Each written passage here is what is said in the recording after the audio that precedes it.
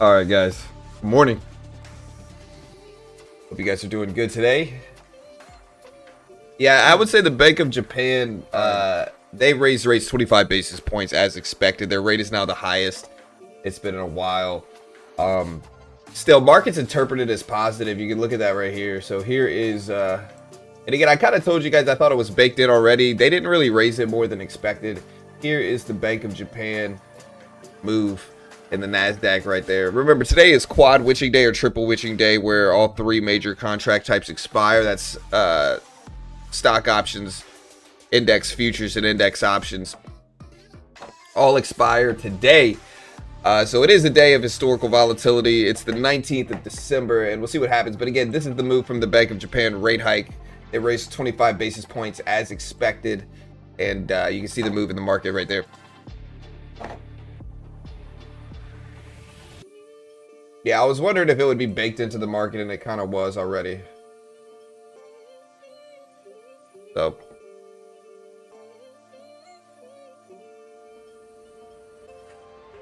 yesterday was a wild day. Again, you can see Bitcoin at 88,132s right now. 88,000. What's up, Fate, Demetrius, Sam, Pawn, Isaac,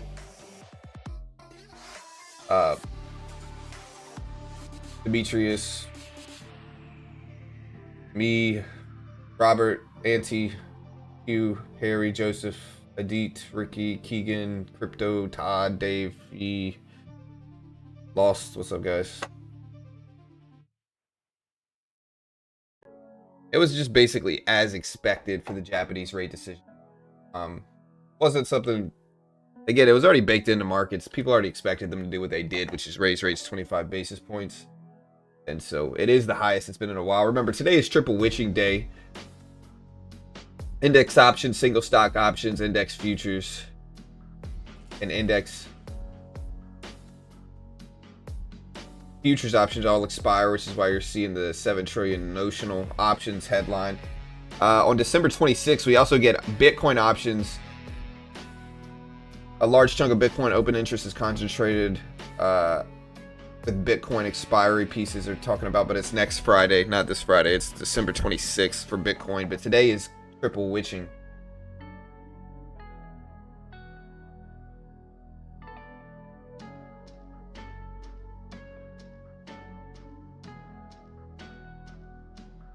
Yeah, Ueda was afraid of causing financial chaos. Yeah, 100%. He wasn't really dovish. I mean, he raised rates, but like he raised rates and his tone was kind of balanced from what I've read.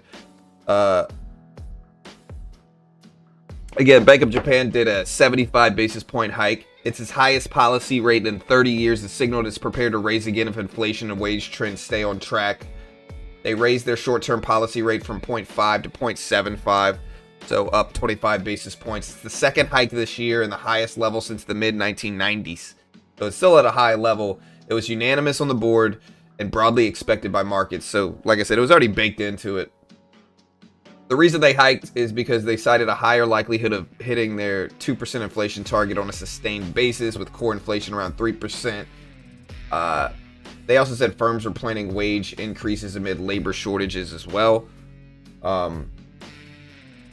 They emphasized that a developing wage price cycle, rising pay, and still elevated inflation, plus concerns about a weekend pushing up imports and consumer prices. Inflation guidance was still cautiously hawkish. It wasn't overwhelmingly, though, and I think that's what a lot of people interpreted as good. They signaled it's ready to hike further if its outlook materializes, but stresses that real rates remain deeply negative and policy is still accommodative. So it wasn't as hawkish as people said. It was only a 25 basis point hike, which was as expected and baked into the market already. And so because of that, we kind of got a positive reaction. Again, you can kind of see that positive reaction. Here's on the NASDAQ right here. Look, so we already got a positive reaction here to this. But again, today is triple witching day. We'll see what we get.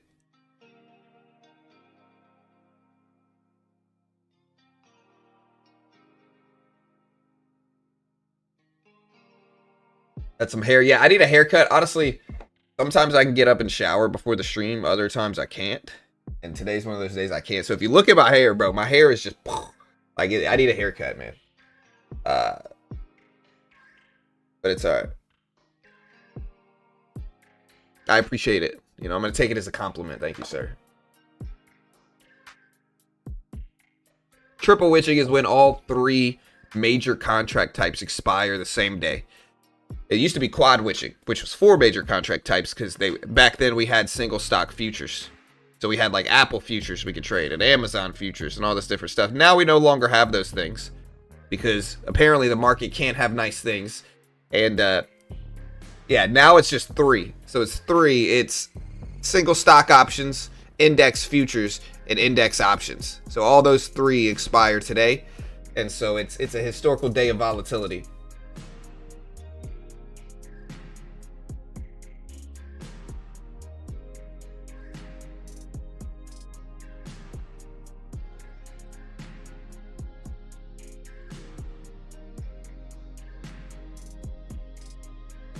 Japan report was not good. Yeah, I mean, I don't know. It was already kind of baked into the market, I think. Like, here's the move. This is right when they announced 25 basis point cut. I think it's probably similar to our market here, where, you know, something's overwhelmingly probable, but for whatever reason, speculators get control and they say that the Bank of Japan is going to be way more hawkish. They're like, oh, we're going to raise 50. We're going to raise 100 basis points. They start speculating on it. And so they kind of skew the probabilities a little bit. And then when we do the 25 basis point cut with the Bank of Japan as expected, we get a positive reaction because speculators, again, and the tone wasn't overwhelmingly hawkish. It was hawkish, but most people expected it to be. So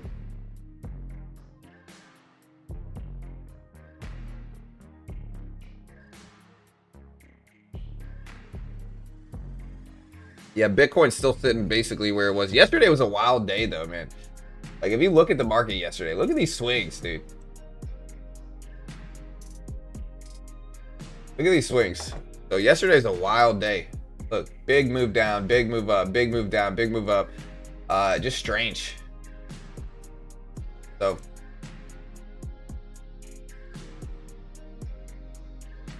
yeah, so markets are now focused on the pace and timing of the next move. Japanese government bond yields pushed higher. The yen reaction has been choppy. Global risk assets, including crypto, are trading the decision more through FX rates and spillovers than a pure risk-off shock. But again, yeah, CPI came out yesterday. Near-term macro focus shifts on how the Fed interprets a 2 handle on inflation into the upcoming U.S. data. Next week we have GDP. We got consumer confidence numbers. I think today, right? Let me see. Today we got consumer, yeah. Today we have Michigan consumer sentiment. So we'll see what that looks like. But again, S&P, NASDAQ, mostly green. So the NASDAQ's mostly green, the Dow mostly green. The SPY, S&P 500 is slightly red. Slightly red. Yeah, but the Dow is green, NASDAQ's green, S&P slightly red. Again, yesterday we ended up doing 2.6% core CPI, way lower than the 3% expected. 2.7% headline, much lower than the 3.1% expected.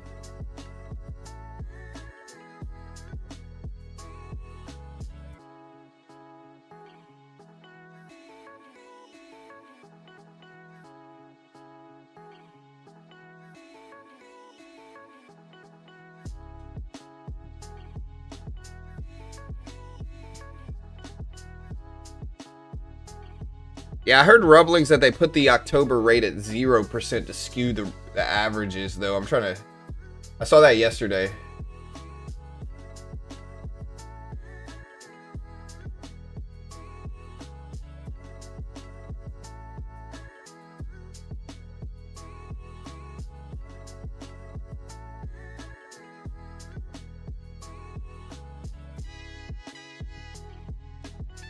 I haven't stayed up because I was sweating bullets. Yeah. Again, they did balance. They chose balance, which I can respect. Nvidia at 176 here.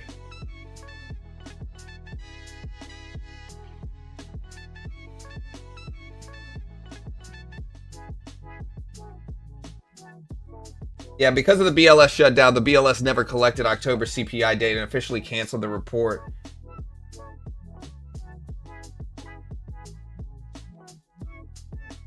For November's release, the BLS had to fill the October hole for some series by carrying forward prior prices or using non-survey data. So certain categories had a flat reading. Shelter, OER, which is a huge weight in core, were basically flat in October and then flowed into November's calculations.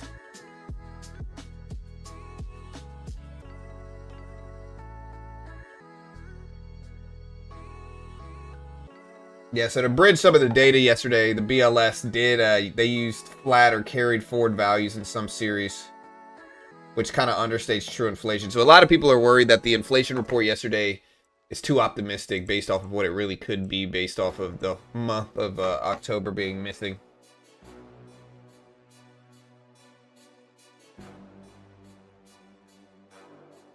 And so I'm curious to see what we get today. I am going to be day trading.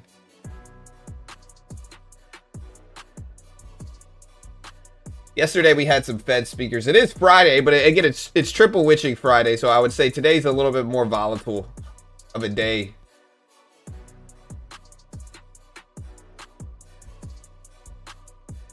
Wait.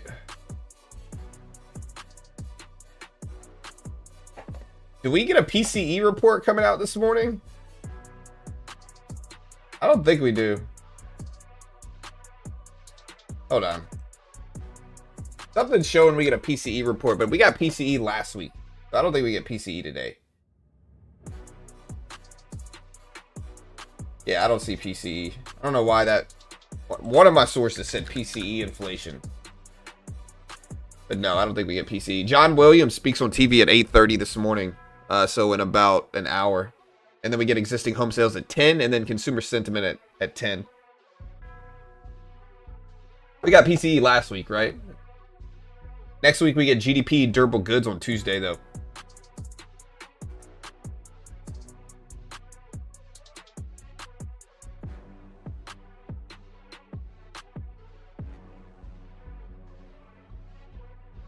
Oh yeah, the CPI numbers were cooked yesterday. I don't think we get PCE at 7:30 today. Let me look. I can check this. PCE is done. I believe it's not the BLS. It's done by the Bureau of Economic Analysis, the BEA. Is who does PCE inflation data. So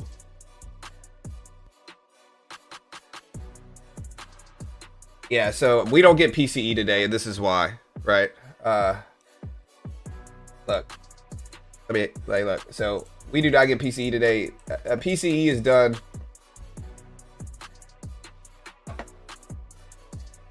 by the Bureau of Economic Analysis. It was originally scheduled for December 19th. It's going to be rescheduled. They haven't announced the new date. We do get quarter 3 GDP data. Third quarter GDP data, initial estimate on the 23rd, next Tuesday. But PCE is to be rescheduled. So we're not getting that today, unfortunately.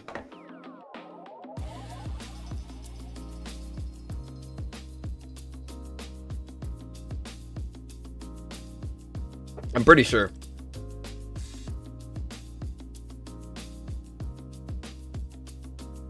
I don't know. I'm in Oracle right now. Oh, wow. I'm very green right now. Oh, wow, dude. I just looked at Oracle this morning. Thank you for telling me. I didn't realize I was up this much in Oracle, dude. I bought it yesterday. Wait. Okay, yeah. I bought it yesterday on the huge dip it made at the open. And somehow I'm like really green. I'm going to take some profit off of this. Right? I mean, I probably should, huh?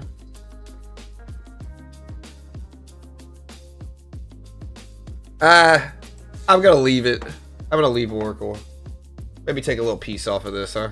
Let me see.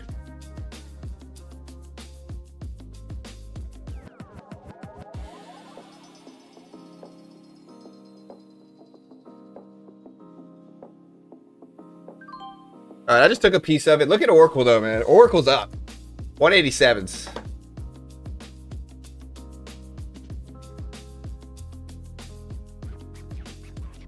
Yeah, I don't think we get PCE today. I hope we do. I don't think we do, though. I don't think we do. Again, PCE is done by the Bureau of Economic Analysis. If you go to the Bureau of Economic Analysis site, like, look, here's the Bureau of Economic Analysis site. Now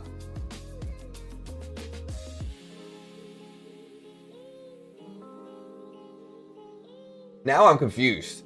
Current release is December 5th. The next release, it says update of July, August, and September data on December 23rd. That's the next release. Personal Consumption Expenditure Price Index. I don't think we get PCE today. I think some sites have it, but that was the original schedule that was rescheduled. That was the original one that was rescheduled. Look, here's the Bureau of Economic Analysis site. Right.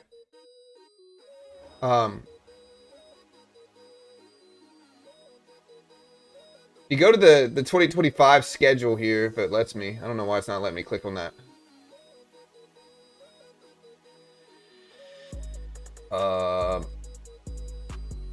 Here it is. 2025 news release schedule.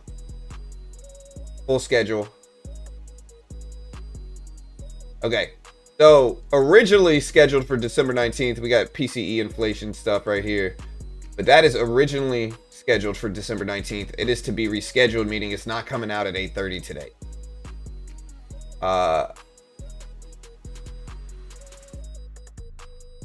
It does say, oh no, that's November. Yeah, I don't see anything coming out today, December 19th, from the Bureau of Economic Analysis. And they would tell us. And so I do not believe PCE inflation is coming out today. We got existing home sales today, yeah.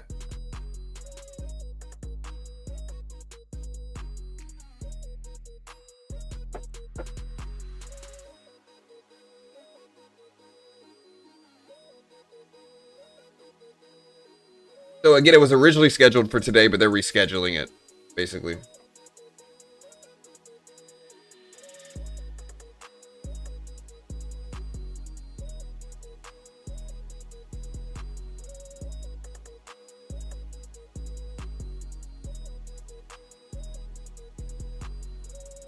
Yeah, so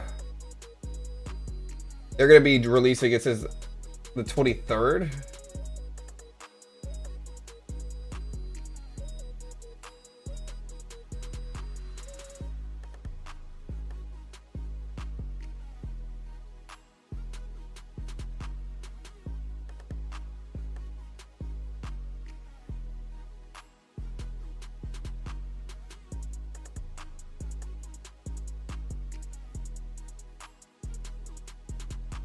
Yeah, so they just updated this on the 18th yesterday, where they said the latest personal income and outlays for the month of July, August, September will be updated with the initial estimate of GDP for the third quarter on 2025 on December 23rd at 8:30.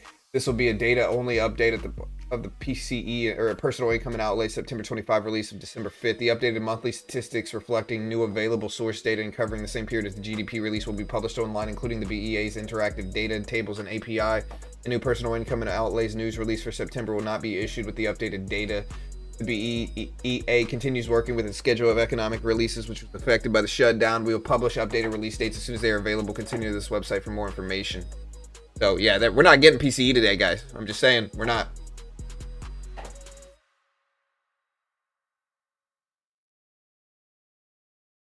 We are getting some on we are getting some more on the 23rd though.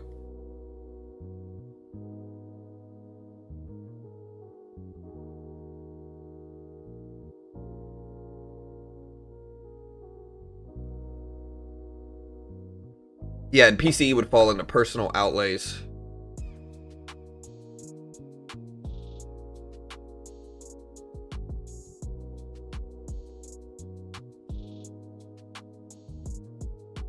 Last time PCE for September showed up at 2.8%. Core PCE increased 2.8% as well last time.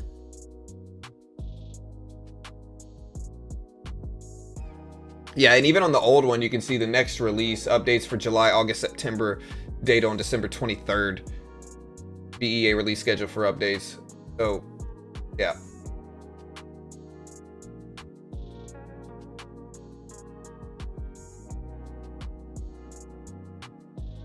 Yeah, I don't know what triple witching is going to cause. I really don't. I don't know. They need a couple days to cook the numbers. Maybe, brother. Maybe, man. I don't know. Again, the CPI number seemed a little light to me. I don't know what that means, but it seems a little light to me. Again, I know they're missing some data. I give them a little bit of credit, but it seemed light to me.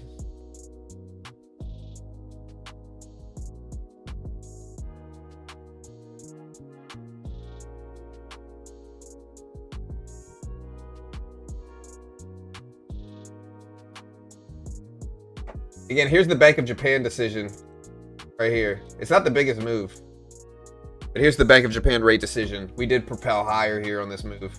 25 basis point rate hike is what happened.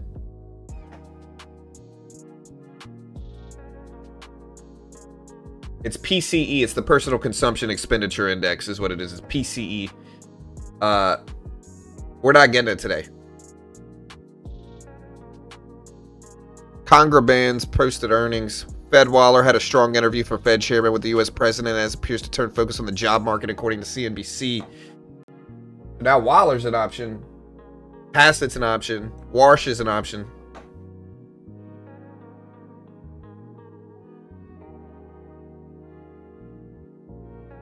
They haven't rescheduled it yet regarding PCE inflation. They haven't rescheduled it yet.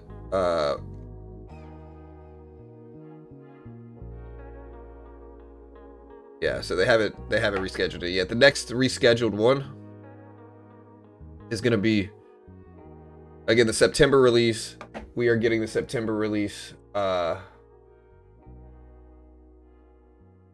going to update July, August, and September 2025 with GDP data on December 23rd at 8:30.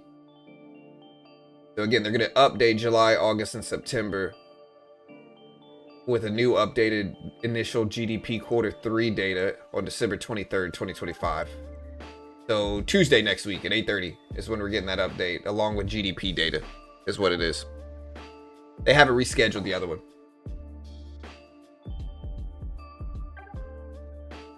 Yeah.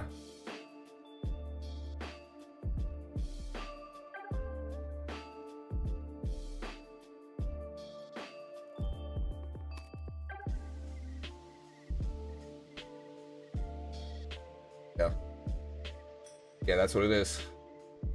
Again, we'll see what happens. I mean, look, I'll sit here and cover PCE inflation if it happens. I'll watch the tape when at 8:30, but I don't think it's coming out because we don't have anything else to do at 8:30, so I'll watch it. But I don't think it's coming out. You know, so look, if it does come out, I'll still cover it, but I don't think it's coming out. Again, I think this shows it's not right here specifically. Like, you can actually see the schedule from the Bureau of Economic Analysis, and you can kind of see, look, right here. We were supposed to get November PCE inflation, and it says to be rescheduled. Originally scheduled for today, December 19th. Right? And so I do not think it's coming out today. I don't think it's coming out. But we'll see.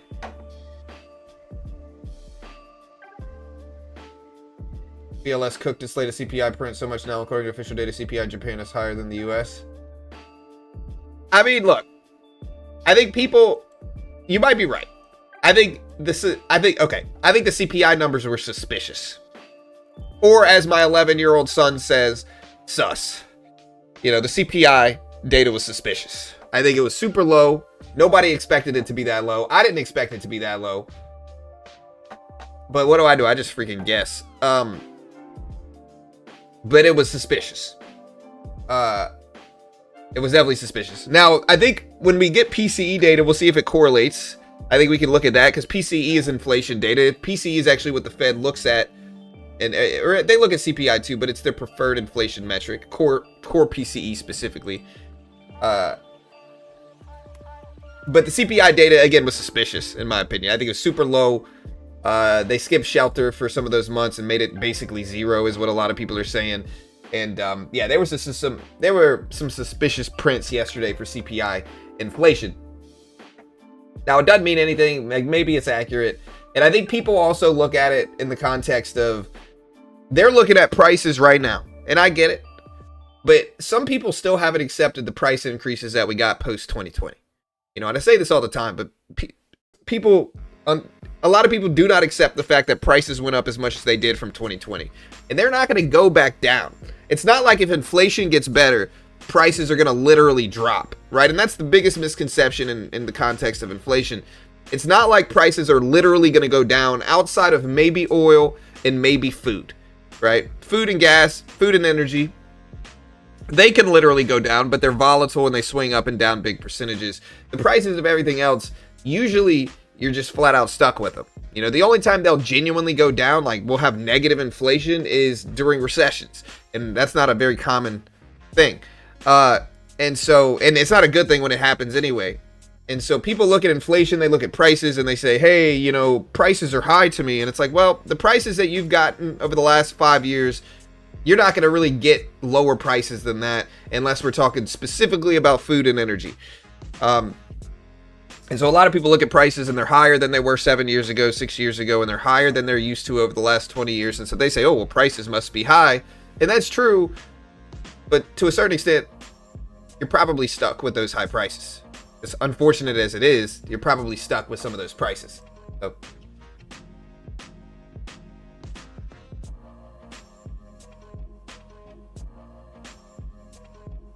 Don't be suspicious. Yeah. Trust me, I got an 11-year-old son. I hear this stuff all the time. Like, I'll play Halo with my son. We'll go outside and play catch. I hear these catch phrases all the time. All the time. The dreaded 2-number one is cooked. He says cooked. Oh, we're cooked. Oh, we're cooking right now. You know, I hear them all.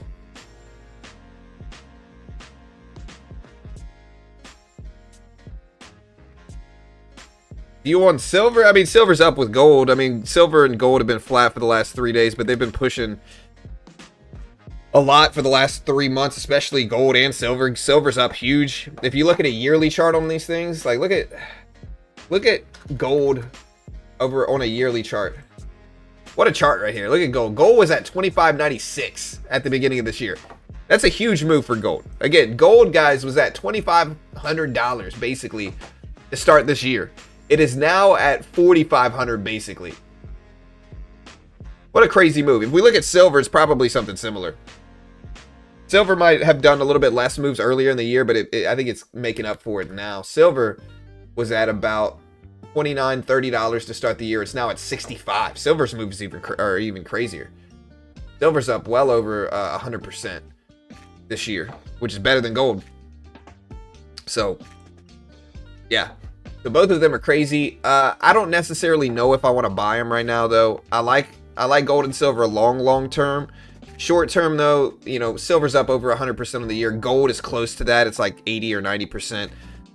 Those are big moves. I'm just nervous to buy them. To be fair, though, when gold was at $2,500 an ounce, I said the same thing. And so what the heck do I know? Don't listen to me. You know, not an investment professional. But they're just up a lot this year.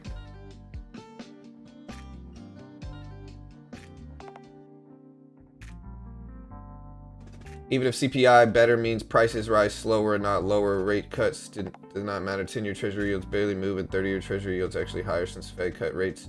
Well, yeah, but that's just because of the dynamic of most of those moves are baked into the market already.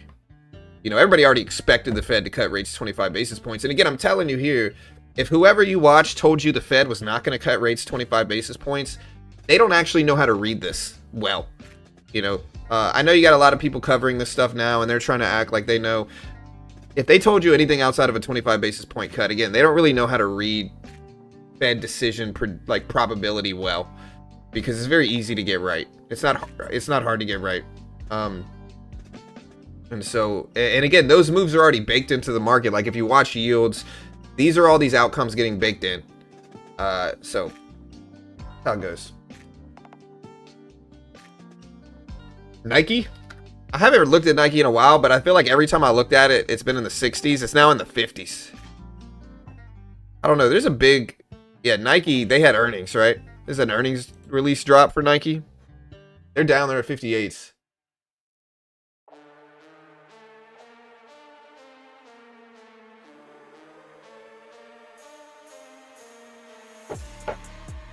Yeah, the interesting thing here with Nike is that the reseller market usually props Nike up a little bit more, makes it a little bit more resilient, just because you have so many businesses relying on Nike's success to do well. The question is, what is Nike's PE ratio?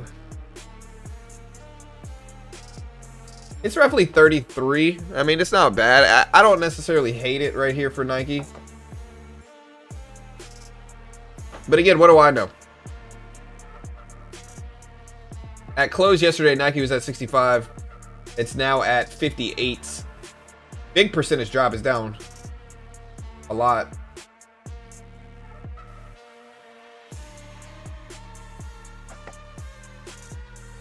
It's time to buy the Nike dip here. Yeah, I mean, Bitcoin's been basically flat. There's not really much to talk about. Bitcoin... Oh, why do they always do this?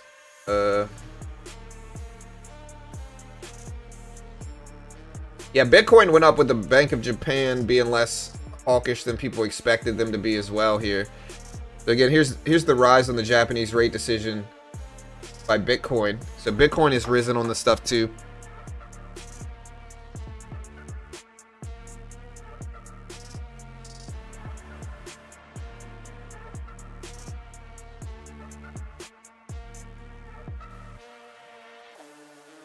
I was talking to some of my old coworkers in the pawn industry, and they're getting nervous loading on silver right now. No, I believe it. It's super high, man. It's super high. I've seen a lot of videos about that too. Like, it's up 100% this year.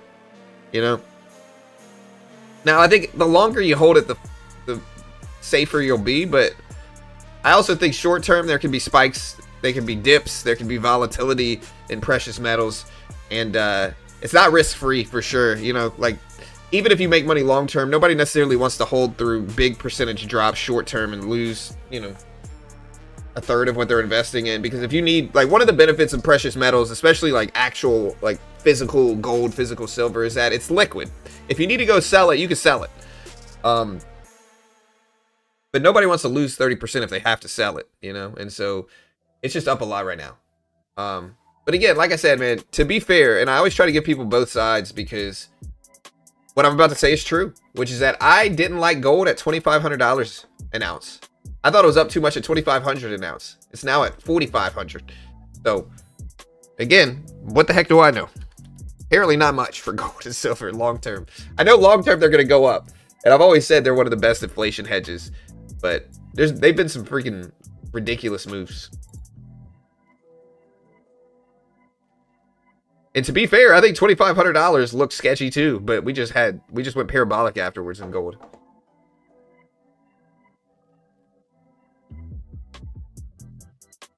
Yeah.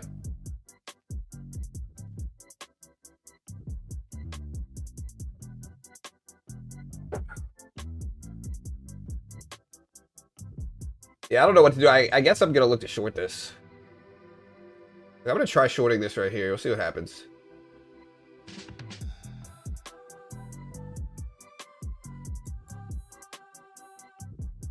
If 325 rejects it, go back down to 300s.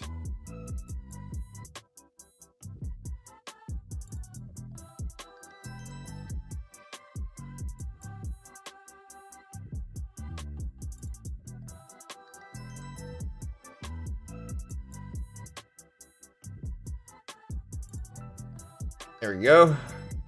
Let's take half of that off right there. We just got a big drop, very small. Maybe I'll add a little bit more to it. We retraced immediately, though, is the problem. I'm gonna add back maybe a little bit larger cushion here.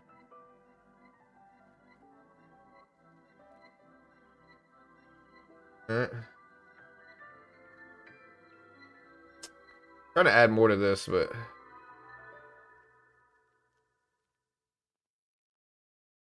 I want to build up a cushion first and then trade a little bit larger with the cushion, but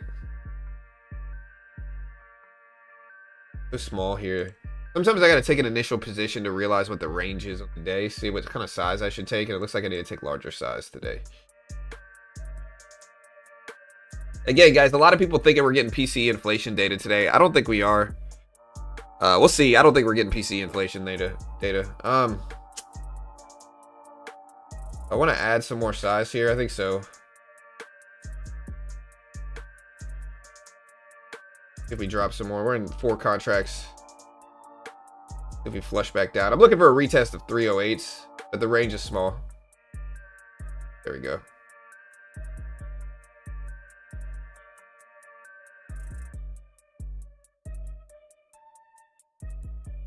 And Oracle, my Oracle position doing really well. I wasn't expecting that either. Honestly, what I was really expecting, I didn't know what the Bank of Japan was going to do today. There we go. I'm going to take half of that off right here. I like a little bit more though, but that's all right.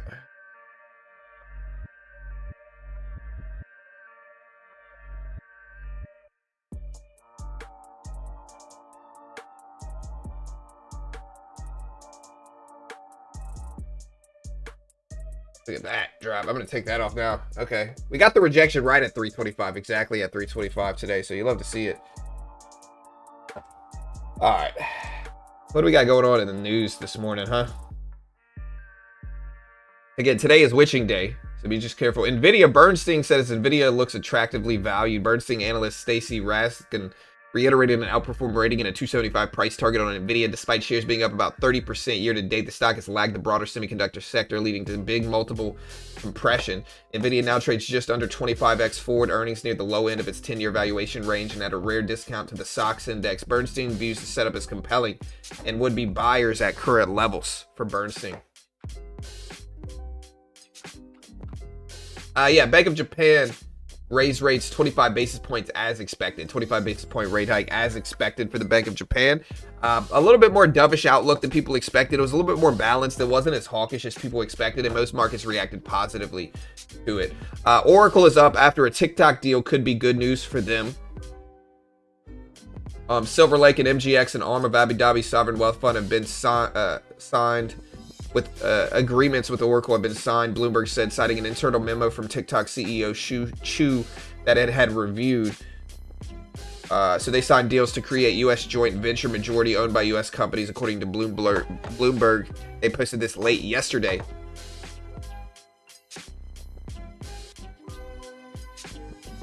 Look at these levels, though. Look at 300 right here. Look at 25 that we shorted and 300. Let's see if 300 bounces it. I'm also looking to see if we got any breaking news here, though. It is witching day. Japan raised rates 25 basis points as expected. We're a little bit more neutral versus the hawkish expectation. We actually went up on the Bank of Japan rate decision.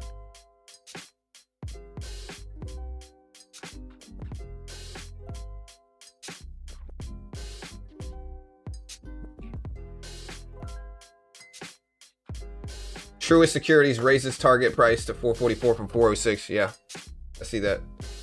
Tesla got price target raised. Nasdaq's still falling down here. Look, I'm drinking out of one of my rare mugs. I used to sell these mugs. Look at this. It's got a VWAP fade on it. Look at that. It's such an old mug, though. The text is kind of wearing off. Look.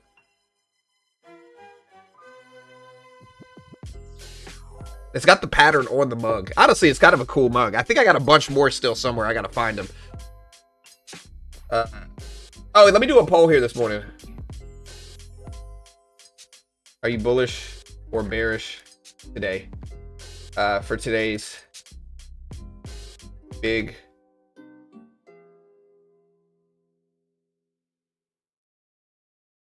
expiry.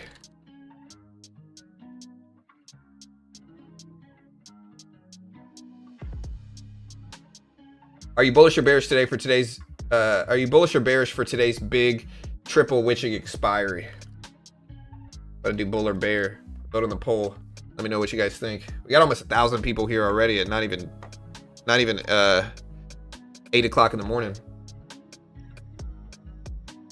Bridge mug is somewhere.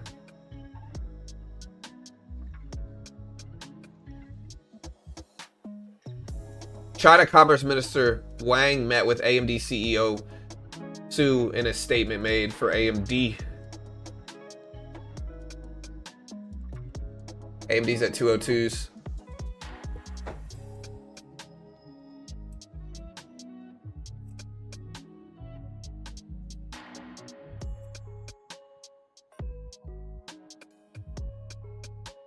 Sweden, it's 2 p.m.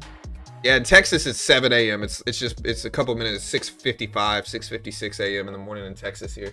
What is CPE, bro? We're not getting PCE inflation data today. I'm pretty sure we're not. I mean, I'll look at the tape regardless when it drops, but I don't think we're getting it today. On the BEA, which is the Bureau of Economic Analysis website, they have rescheduled it from the 19th to be scheduled. They haven't announced when the new date was going to be, when we're going to get the personal consumption expenditure index and the personal data that comes out by the Bureau of Economic Analysis. And so it is, I'm like 90% sure we're not getting PCE inflation today. And so I do not think we're getting PCE inflation today. I think we are going to get it on the 23rd. We're going to get updates to some previous PCE inflation data on the 23rd, as well as Q3 GDP initial estimate data on the 23rd of December is when we're getting it. But I do not think PCE, it's not CPE, it's personal consumption expenditure is what it is. It's PCE inflation. We're not getting it today at 8:30. I'm 90% sure.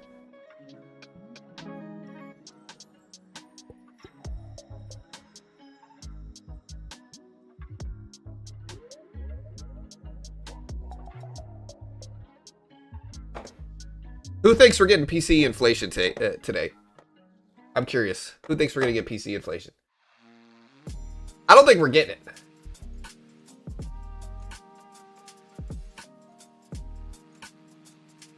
Are you bullish or bearish?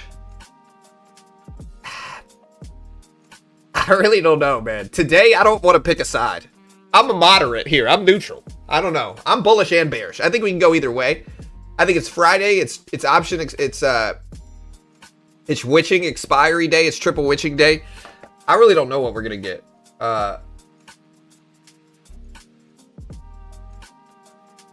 PCE for October today. 5 December was for September. When do you think? Where do you see that scheduled? Where do you see that scheduled?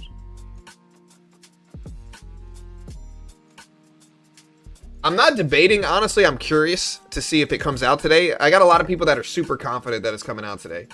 And so it's not about a debate. It's more so I want to see where their sources are claiming it's coming out today, so that if it actually does, I don't miss it. You know? That's what it really is. But I really don't know. I don't know. We'll see. I don't think it is, though.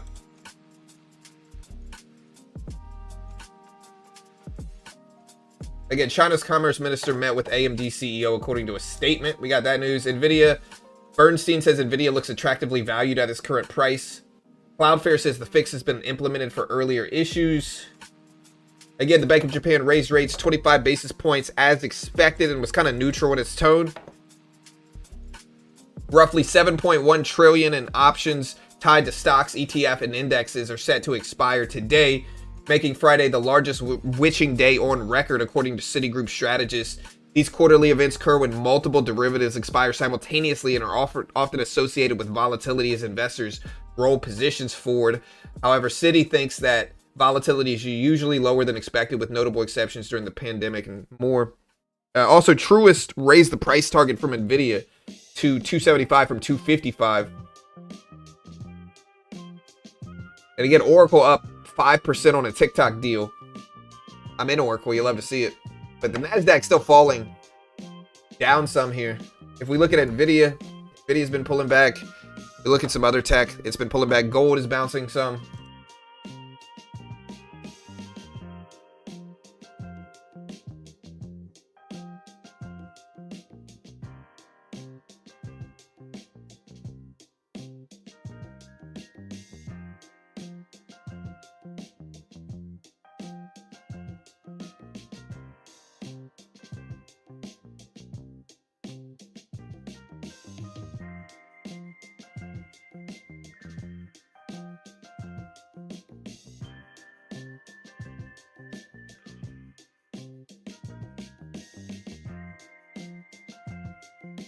Yeah, again, regarding PC inflation, guys, like if you look at this here, current release is this. September, August, July. We can look at the current release.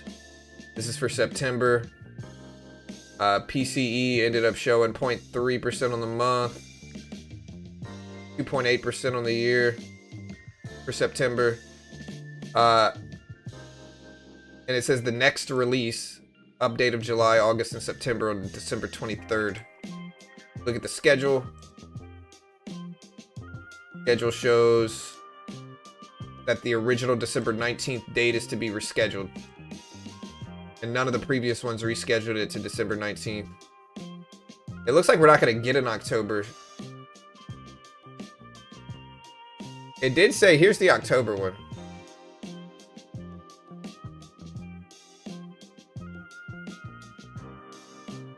I'm guessing we're going to get the next PCE for October report in 2026. Let's see it. Let's see if we have it.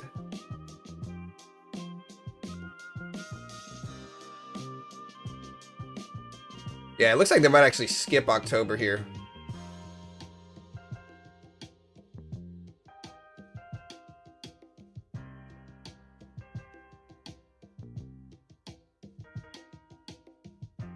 Cooler CPI. Yeah, CPI was suspect yesterday. It was suspicious for sure. I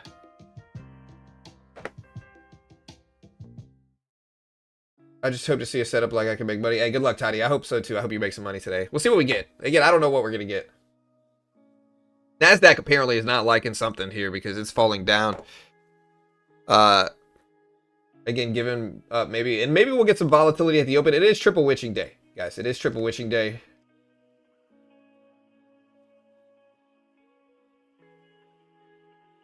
Offer rate 3.66. December 18th yesterday was 3.69. Or December 17th it was 3.69. It's now at 3.66.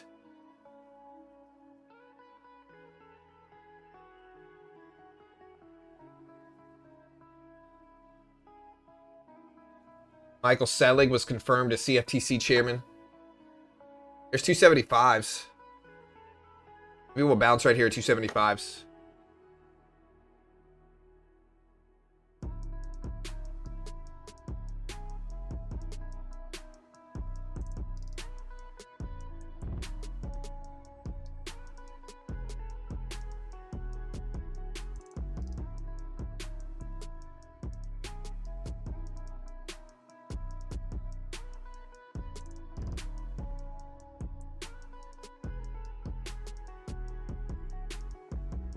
Look at the bounce right there at 275. I'm curious to see what happens with 300s here. All right, let's we're gonna trade a combine here. We can have some more fun with a combine. I'm gonna look to short this top, add to it on the bounce. I will swing for the fences. I got a bunch of resets that I'm not using here, so I might as well swing for the fences, right? I'm looking at 300s here. Oh my goodness. Wait. I just realized I wasn't trading a combine. I was trading a funded account just now. All right, now we'll add to this. Okay.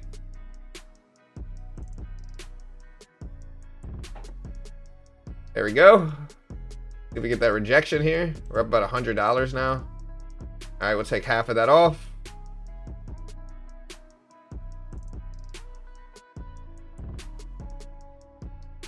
Add a little bit to this, I guess, now.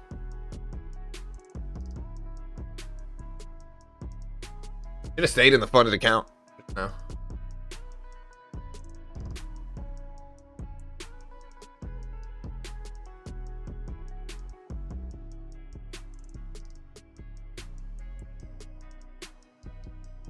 Add a little bit more to this guy. There we go.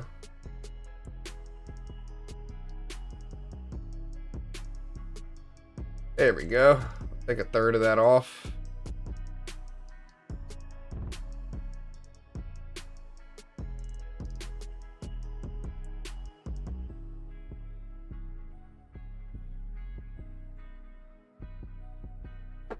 Can I bring my account back up for 40 cents? I believe in you, bro. So you're saying there's a chance, you know? So you're saying there's a chance. All right, we're gonna take another half of this off. We got a little cushion on this thing now. Let's see if we can drag it up some more here.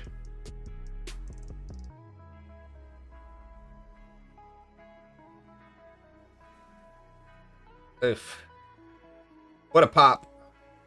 I think I just got to add back. This could be news related though, so there's a risk in me adding to it, but it's a combine. So we will add to it.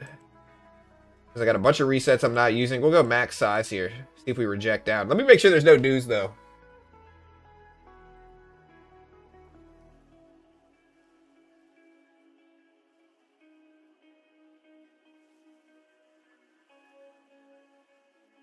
Citibank says Bitcoin could reach 189,000 in 2026. All right, there we go. We're green.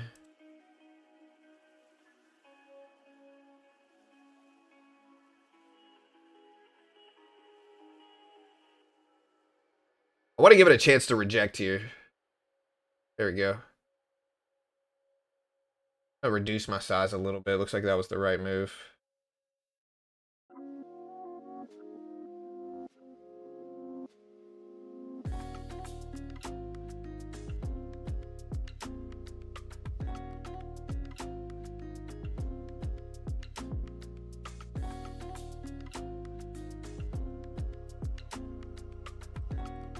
There we go. We're basically flat. Let's see if we could Alright, I'm gonna reduce some of my size here. And maybe we can add back. I'm curious about a rejection right here. So let's try.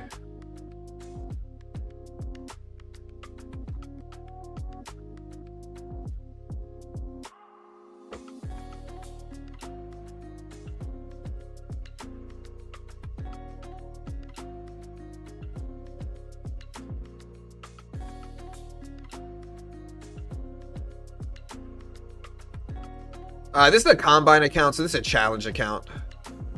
So, you know, if you see me trading crazy risky, that's why. I'm just kind of... I got a bunch of resets I can use. So. Silver. I haven't tried day trading silver much. Google Cloud lands a deal worth $10 billion with Palo Alto over several years, according to Reuters. Let's see if this is influencing things. Not really. PANW is the Palo Alto symbol. They're up big.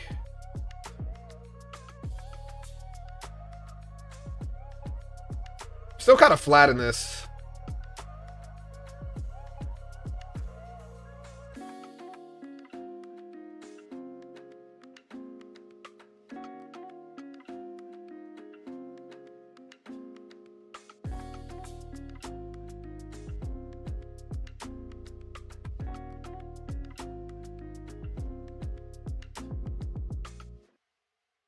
All right, guys. It is 8:10 market time, 8:10. What do you think about gold? I think gold's up a lot. I think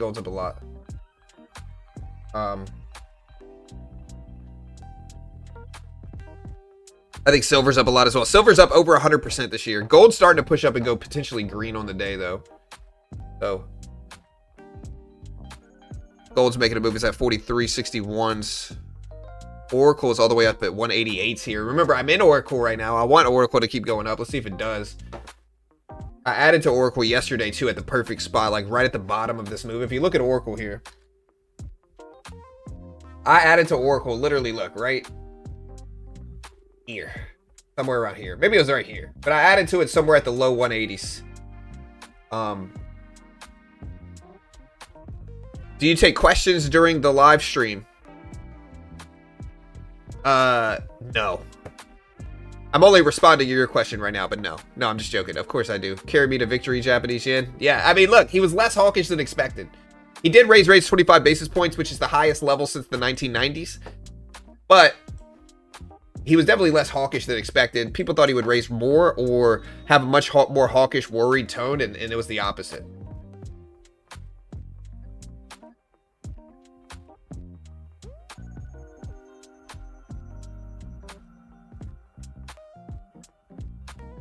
Also, Netflix. I'm in Netflix as well, to be honest. So I'm in Netflix. I think I'm slightly red on it, but I think I've already taken some profit. Okay, we're going to reduce our size in this now that we're very nicely green. Look at this drop. There you go. Take a little bit more off here. You'd love to see it. If we maybe add a little bit to this. There we go. Take a little bit more off there. The way down.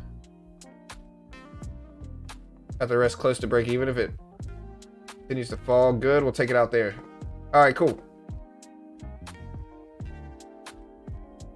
I might add back to 300 here. It needs to open up a new candle first, though. All right, and again, guys, a lot of people think we get PCE inflation data today. I don't think we do. What's up, Mama? Pawn, Sean, Rounder. Bitcoin will break 74,000 by the beginning of next year. Maybe.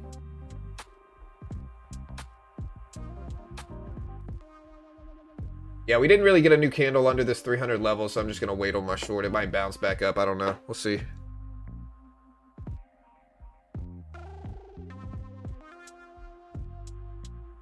How long is your stream? I usually stream deep into the open. Not deep, but like 30 minutes into the opening bell is usually when I stream. Again, I'm looking at news. Bloomberg survey raises U.S. GDP outlook for next year. So economists modestly raised their U.S. growth outlook in Bloomberg's latest survey. GDP is now expected to rise 2% in 2026, up from 1.9%. With 2025 growth also revised to 2%. Inflation forecast edged lower with 26 CPI seen at 2.8%, signaling easing price pressures. Interest rate expectations were unchanged, but the Fed's policy rate projected at 3.25% by the end of 2026, implying gradual easing ahead. Again, Google Cloud expanding their partnership with Palo Alto Networks. Contract is worth about $10 billion.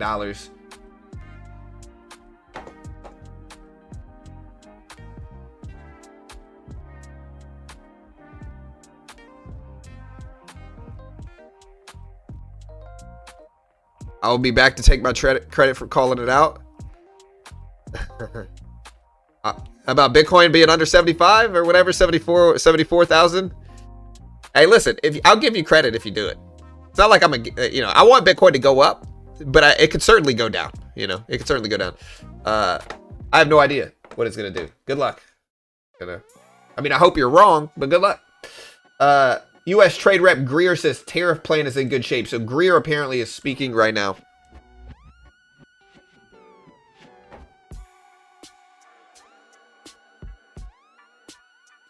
Fix your posture, bro. I mean, look, I can posture up this. They say you're supposed to stand like this. This just feels unnatural. I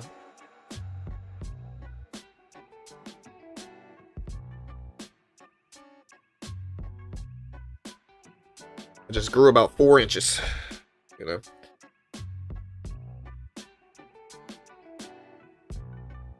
be in waves. The poor market doesn't seem to care about Japanese rates. All right.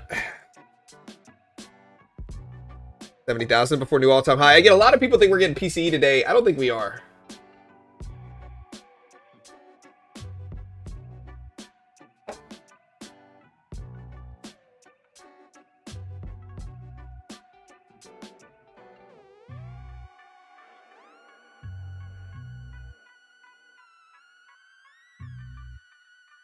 Yeah, we didn't get an October CPI report either.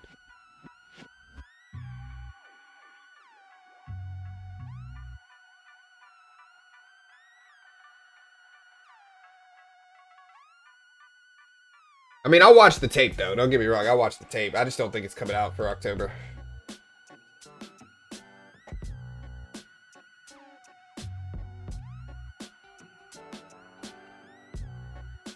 We got CPI yesterday. Yeah, like, I don't even see expectations.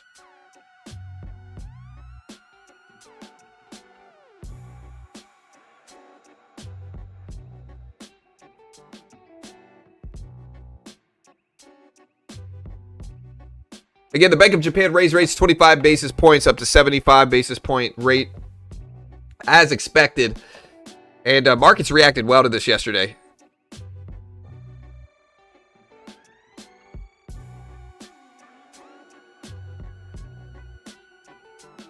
Panic cut from the Fed for a massive correction. I don't know. What do you guys think they're going to do in January? If you take a look at yields today, I don't think I've taken a look at them yet this morning. If you take a look at yields are elevated relative to where they were yesterday. The yields are a little bit up from where they were yesterday, I think. No, they're about flat, actually. They're about 4.147. 4.147% for 10-year treasury yields. If we take a look at the rate odds for next month in January, we're looking at about 26.6%. We haven't really moved much from this report. 26.6% is what I see now for rates. If we take a look at March, though, March it's looking at least 46% likely versus, and it's the majority versus the other ones that we're going to at least raise rates 25 basis points again by March. We'll see. We'll see. Yeah, Nike got dumped down.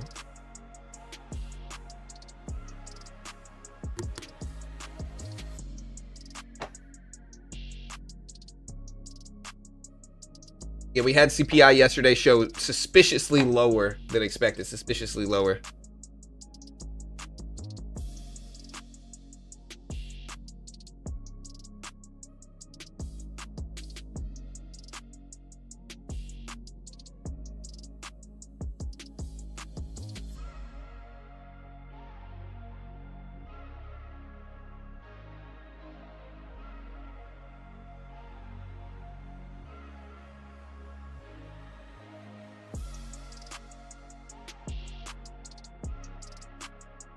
All right, guys.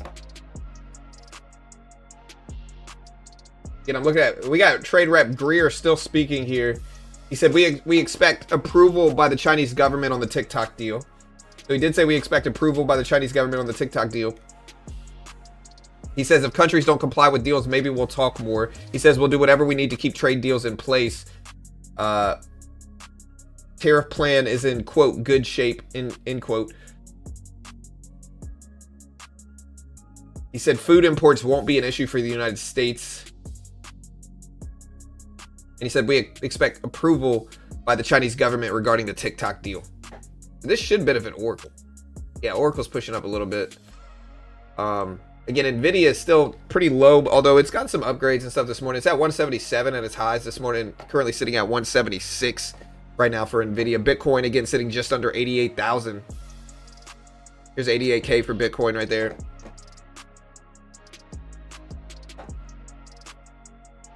I look at gold. We kind of pivot back and forth between a lot of stuff, though. We got some reports coming out, but it's much later. We got like Michigan consumer sentiment data coming out at 10 a.m. and more, and I think it's existing home sales at 10, but it's nothing big. Again, we got Canadian retail sales at 8:30. We've got existing home sales for the U.S. at 10. We got Michigan consumer sentiment at 10 as well.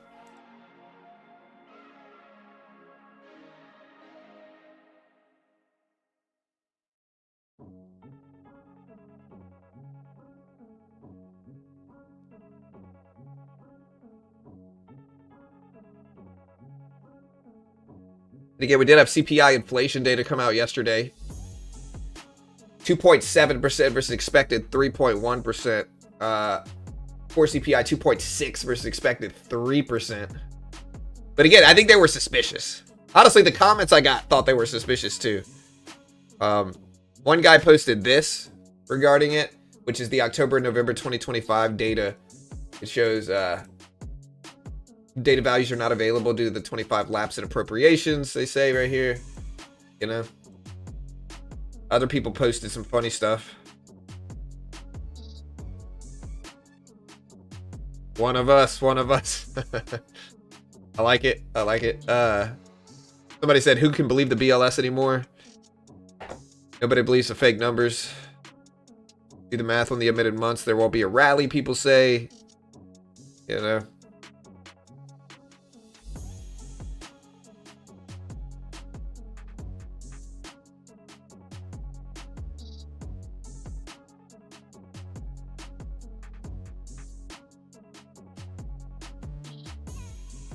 I use a bunch of different apps.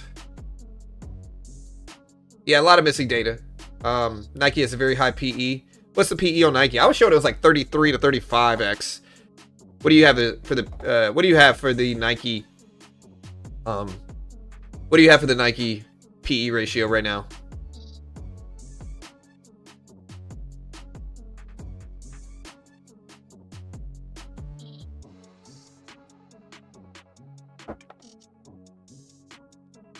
I don't know. I kind of like Nike right here, to be honest, but I'm not an investment professional. I'm not liable if you lose money. Always make your own assessment. Trade smart. I can't guarantee anything. Not an investment professional. I'm not liable if you lose. Don't copy me. I'm not an investment professional. Yeah. I don't dislike Nike where it's at, though. I might be wildly wrong. Again, don't copy me. I'm in Oracle, though. That's good. But yeah, it's also triple witching day today, guys. It's triple witching. All 3 major contract types expire. This includes stock, single stock, options, index futures, and index options expire today. Again, we'll see. 9 minutes until 8:30. 8 minutes, really, but let's see what we get.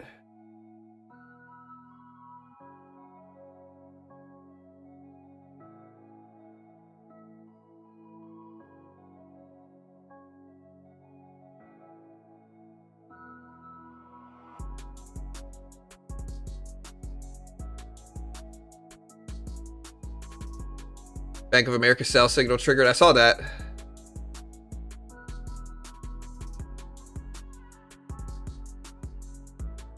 The funk will continue.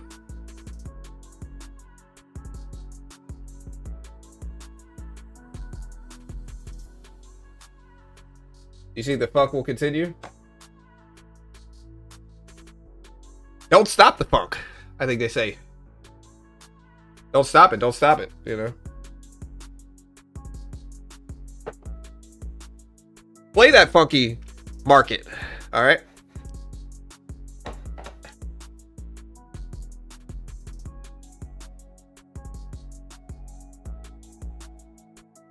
Nike pays. Yeah, I mean, look. Nike's down a lot. It's at $58 a share. The PE ratio seems low. Trade Representative Greer still speaking. He said, I spoke with the EU counterpart on tech regulation. Definitely a dad joke. But listen, I'm a dad. That's what I do here, you know. I don't know, Aaron. I'm not sure, brother. Again, Trade Rep says Greer says I spoke yesterday with the European Union counterpart on tech regulation. He said NVIDIA H200 export is, quote, standalone matter. He said we'll make sure rare earths continue flowing from China.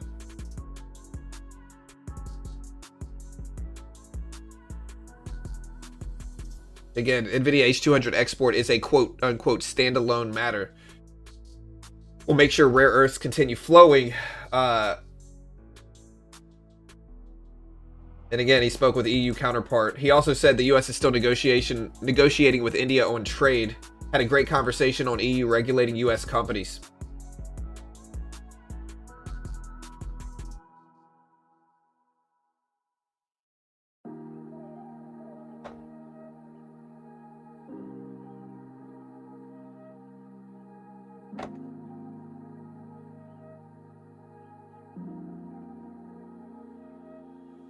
Yeah, that Santa rally right about now. Santa rally historically is not going to start until historically it's been December 26th through January 2nd. So the day after Christmas all the way up until the new year. And a little bit past it is when the Santa rally generally happens.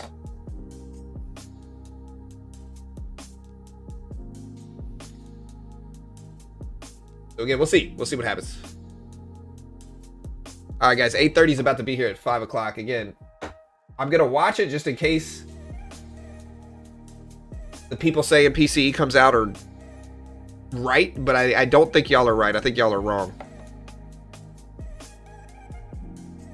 Are you a trader or a news guy?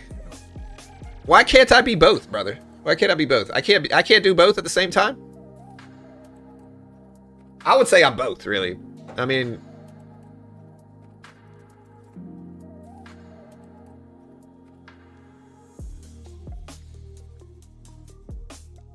I don't know. Ask the chat. What do you guys think I am?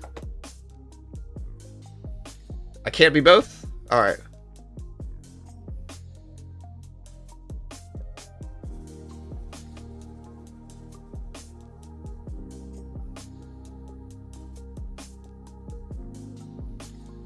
Am I a trader or a news guy? Let me know. Yeah, we do have William speaking in 5 minutes. We'll see what he says.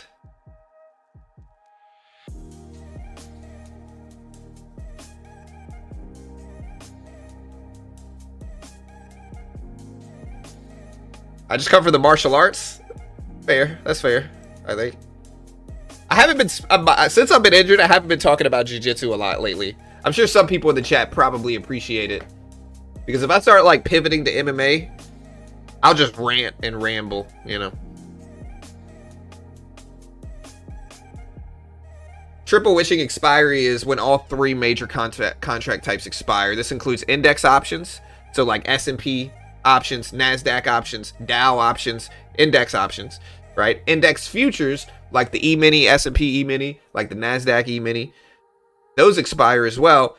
And then you have single stock options, like Apple options, Amazon options, Google options, right? All three major contract types expire today. It's triple witching. It used to be quad witching because we also used to have a thing called single stock option or single stock futures. So we would be able to trade like Apple futures, and they might be bringing those back, although we don't know when. And it might go back to quad witching, but for now it's triple witching. All three major contract types, again, single stock options, index options, and index futures expire today.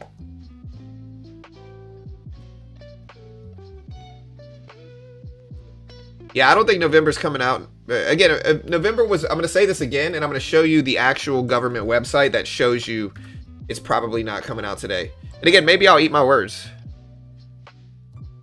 Look, Bureau of Economic Analysis. News release schedule. PCE, personal income and outlays, which is the PCE report, to be rescheduled. Originally scheduled for December 19th, but is now to be rescheduled for November. So basically, it ain't coming out today. At least I don't think it is.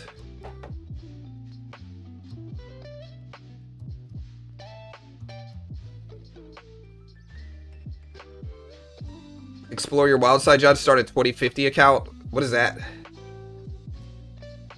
Justin Gaethje or Patty Pimblett? I don't know. Hold on. Let me cover 830. And give me a funded account if you're wrong.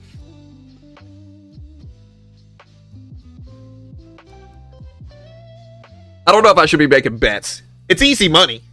I don't win anything, though. So I guess it's not easy money. It's easy nothing. But, again, let's see.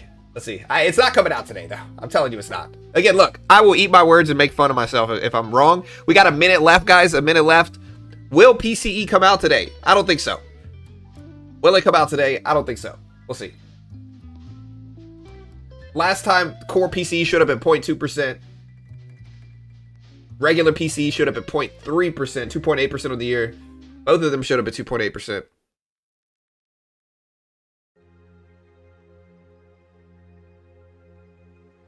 $20 or $50? I don't know if I can do that.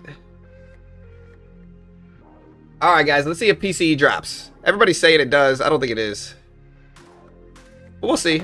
It was originally scheduled for the 19th, which is today, but it's to be rescheduled. All right, guys, here we go. 30 seconds. 30 seconds. Let's see if I'm wrong.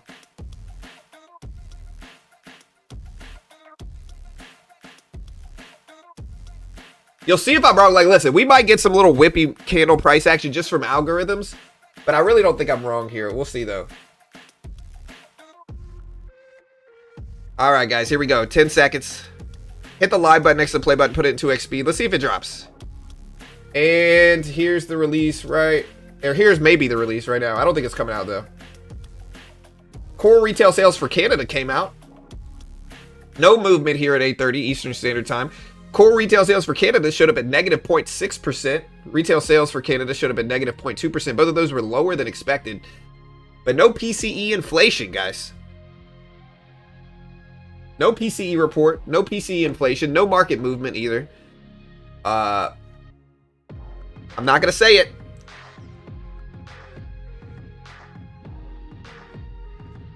I'm not going to say it. PCE inflation does not come out today. It was rescheduled. They haven't given us a date for when the November PCE report's coming out. It was originally scheduled for today, December 19th. We're going to get an update to, I think it's like May, June, or no, it's like July, August, and September update to PCE on the 23rd of December. So next Tuesday. But again, PCE inflation does not come out today.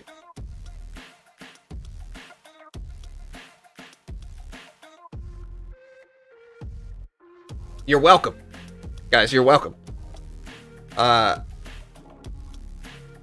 When you're right, you're right. Y'all will never hear the end of this.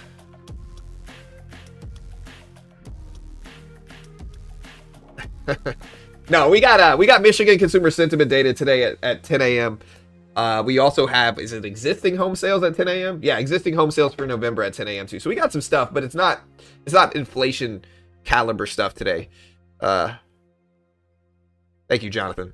You got my back, bro. I see it. You win the bet, so I get nothing. That's great. That's what I'm saying. At first I was like, that's easy money, and then I realized I didn't win anything if I'm right. So, which way do we go now, guys? Are you bullish or bearish? Honestly, there's a candle. This is a candle. Watch me be wrong, and it actually come out. Let me check the tape. Make sure it's not. Okay, Fed Williams says CPA data had some distortions. We'll need more data to get good read on inflation. Some of the data has been encouraging and shows more disinflation. CPI data may have been pushed down a bit. CPI data had some distortions. We need to get more data to get good read on inflation. So basically, Fed's Williams is saying that inflation was distorted, which is kind of expected. I think this is what's causing this drop. It's not PCE inflation. It's that Fed Williams said CPI data had distortions. We need more data to get good read on inflation. Some of the new data has been encouraging and shows more disinflation. But again, they said CPI data may have been pushed down, quote, a bit, end quote. So that is what's going on right now. Fed Williams is still speaking. CPI, they said unemployment rate may have been pushed up by distortions, but not a surprising read, they say. And so we are getting some stuff here by Fed's Williams. PCE data did not come out today. It was originally scheduled for the 19th of December, but they haven't given us a new date when it's supposed to come out. So it was never going to come out today. They rescheduled it, I think, last week.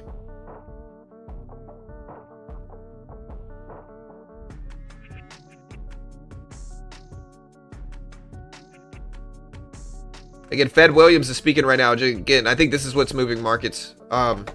Williams said CPI data might have been pushed down a bit, had some distortions. We need more data to get a good read on inflation. Some of the new data has been encouraging and shows more disinflation.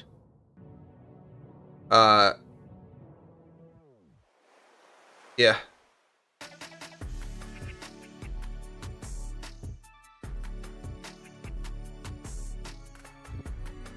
Fed Williams is still speaking here, said CPI data has some distortions. None of this data is changing my view on the outlook.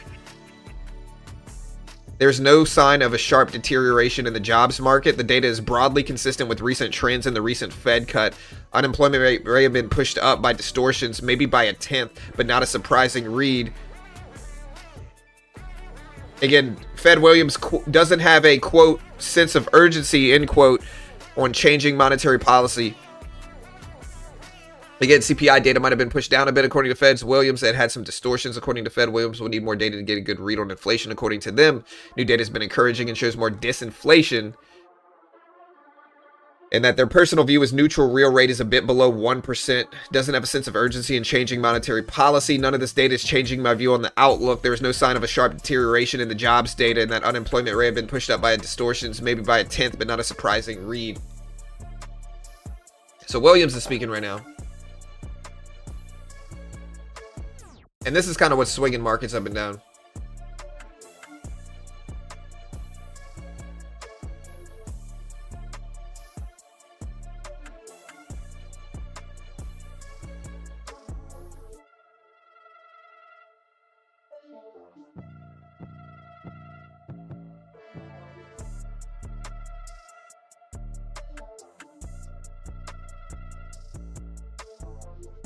Yeah, it's much more likely that CNN is just putting it to the next normal release time. Like, since it didn't come out, they're saying, hey, it didn't come out, let's push it to 10. And so I don't think PCE's coming out today. Again, Fed Williams is still speaking. They said with inflation above target, mildly restrictive monetary policy is helpful. Policy is mildly restrictive and has some room to get back to neutral. My personal view is neutral. Real rate is a bit below 1%. Key goal of monetary policy is about helping the job market. Doesn't have a sense of urgency on changing monetary policy necessarily. But yeah, it's much more likely. Again, you have to, like, okay, look. With all those still saying PCE's coming out today, you have to think about it like this, right? Would the Bureau of Economic Analysis not schedule it and then release it, even though they didn't schedule it? And I think the answer to that is no. They would not do that. Hopefully they wouldn't just blindly release PCE inflation on unsuspecting victims in the market. And so it's unlikely. It's not 0% chance, but it's just pretty unlikely. Again, Williams is still speaking.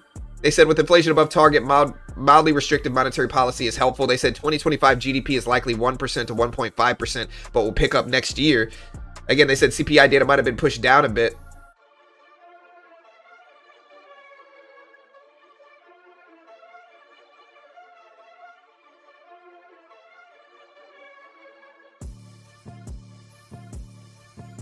Let me check the calendar by the Fed.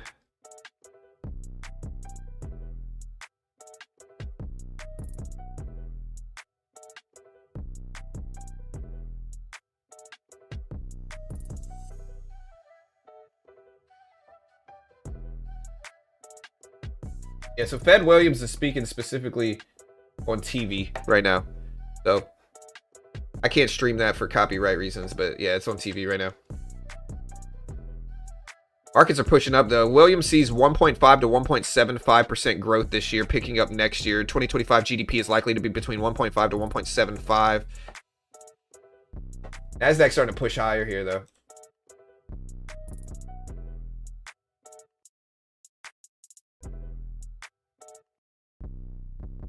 Look at this pop. Again, higher productivity growth is a plus for the economy, according to Williams.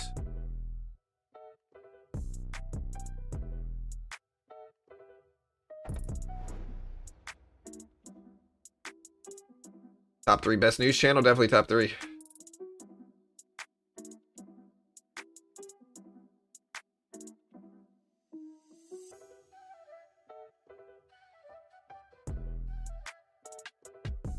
%13% on both sides combined is making money. Yeah, for sure.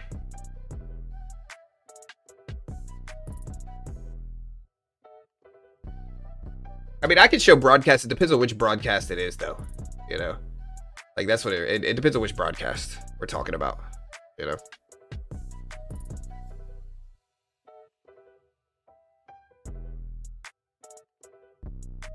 Some of it's just not worth streaming most of the time. Like, we can cover it. It's going to take up some streams, but...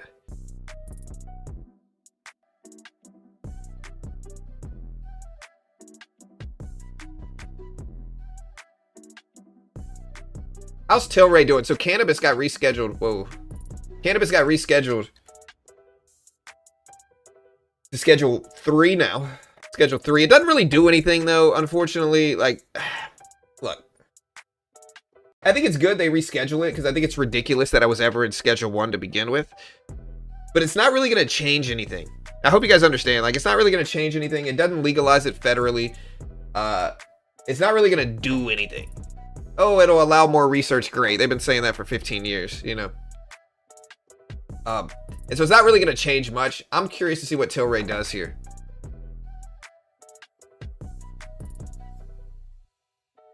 Yeah, so Williams says they don't see AI as a cost for structural unemployment. They feel pretty good about economic base case. If productivity boost stays, it can be disinflationary. And higher productivity growth is a plus for the economy. But again, they said they don't see AI as a cause for structural unemployment. I kind of disagree with that, though. I mean, I think we're obviously going to see some structural unemployment from AI, of course, right? I don't know if that's necessarily what's affecting it now. I think it could be, but I think we're obviously going to see some of that. Why? Because AI can do a lot of stuff that people do now, you know, better than they do it now, unfortunately. And so I think that's what it is.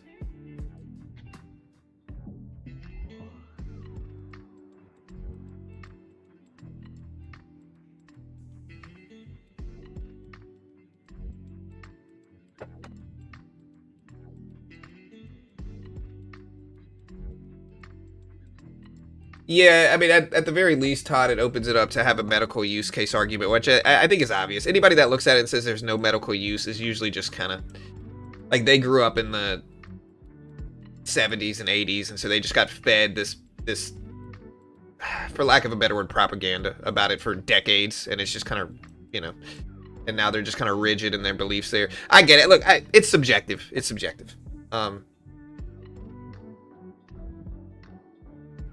Again, Williams says they don't see AI as a systemic financial sector risk right now.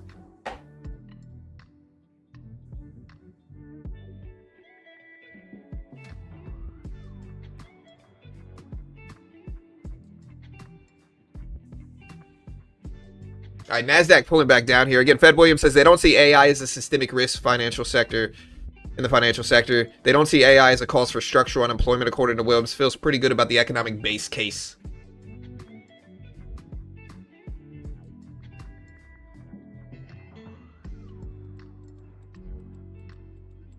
Yeah. Yeah, I mean, alcohol is just objectively worse. I'm not even mad at you if you drink either. Like, drink if you want to. I mean, look, I'm not telling you to do anything. But I think, again, I've said it once, I'll say it again. The reason it's a gateway drug is because and if you're worried about young people, right? The reason it's a gateway drug is because they have to go to an illegal dealer to get it. Eventually, he's going to say, hey, guys, why don't you try this dumb stuff? And thus, it's a gateway drug, right? The reason it's a gateway drug is because it's illegal. You need an even standard of legalization, you know?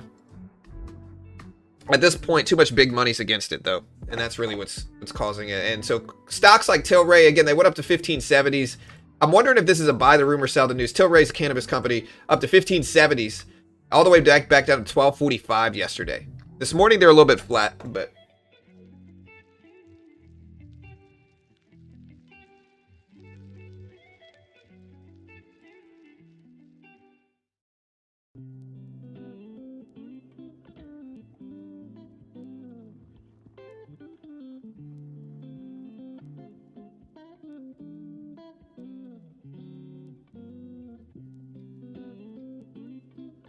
yeah, again, the scheduling's not today, Todd. Again, PCE's just not today, brother.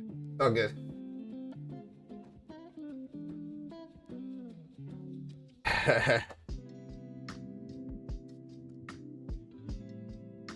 Yeah, unfortunately, your brain doesn't work like that, though. You know? NASDAQ going up to 25,317s here. Bitcoin popping over 88,000.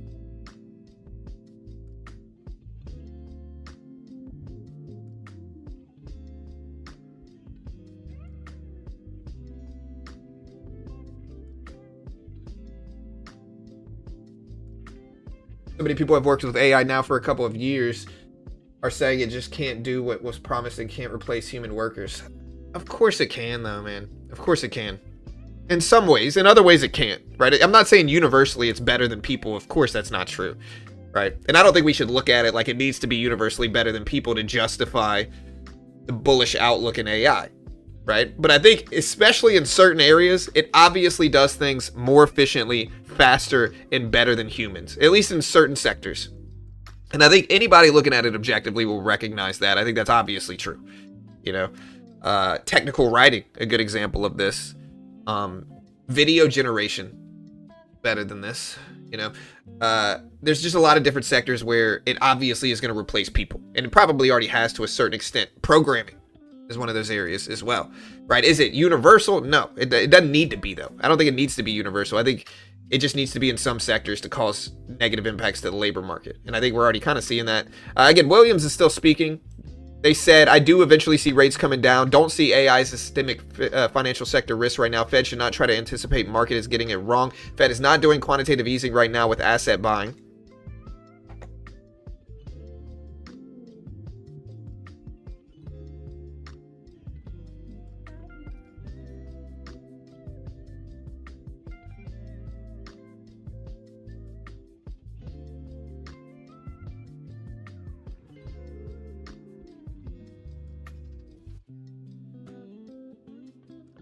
What are y'all talking about in chat, man? You know, this cannabis conversation just pivoted to something else. I don't know what you guys are talking about.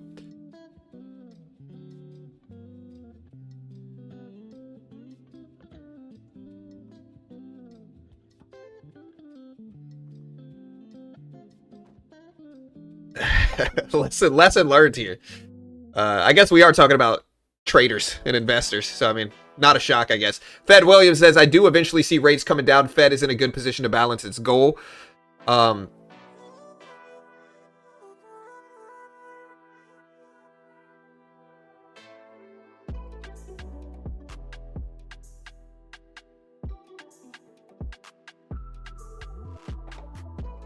Fed Williams says Fed bond buying now is about managing reserves as technical. Current Fed asset buying is not designed to move long-term rates. So they're basically saying this is not quantitative easing, which is quantitative easing is when the Fed creates online money and then uses that to buy up bonds and other financial assets, injecting liquidity, helping bring interest rates down, influencing yields. And so they're basically saying that's not what this repo operation that they've been doing, this injection that they've been doing. They're basically saying that is not the same thing. This is not quantitative easing. But they did say, I do see it. Williams, again, is who I'm talking about. They said, I do eventually see rates coming down. Fed is in a good position to balance its goal.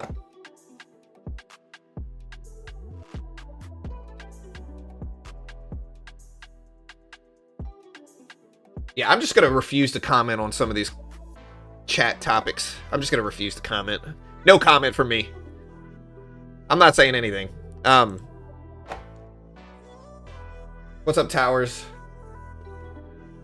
Robots are not AI. I mean, I think the next big sector in AI and technology is obviously going to be robotics. Why is it going to be robotics? Because I think even prior to AI taking off, people were experimenting with building robots. Now that AI is here and it works okay enough, they're going to start implanting AI into these robots, and we're going to have robotics. We're going to have a lot of different types and sectors of robotics now, and I think that's the next big money flow in markets, probably over the next 10 years. And again, I think AI is going to get better. I think it's obvious AI is going to get better. I think AI has gotten better over the last 4 years since it's really been out. And I think over time, you know, again, I say this all the time, if you extrapolate that over a 20-year period, a 10-year period, AI is going to obviously get better. And so now maybe we won't be such a steep growth curve, but it'll still obviously get better. And, you know, that'll happen more and more over time as time goes on.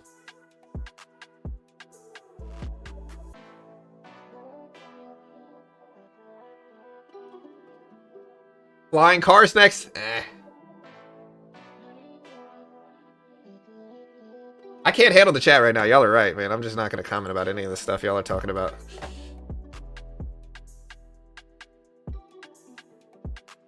I don't know what any of that stuff is. That's all I'm saying, you know.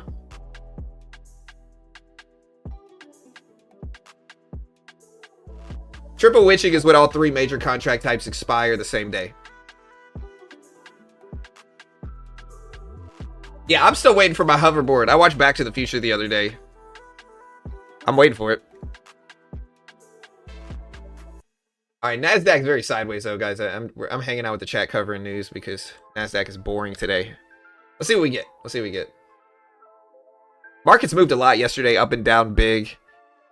Again, Coinbase is apparently launching stock trading.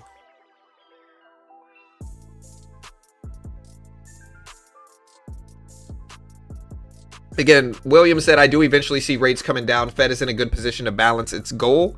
Fed bond buying now is about managing reserves as technical. Current Fed asset buying is not designed to move long-term rates.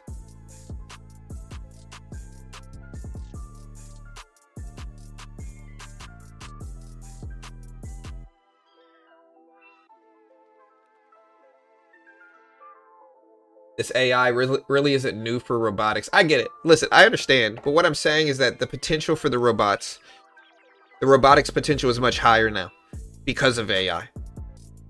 You know?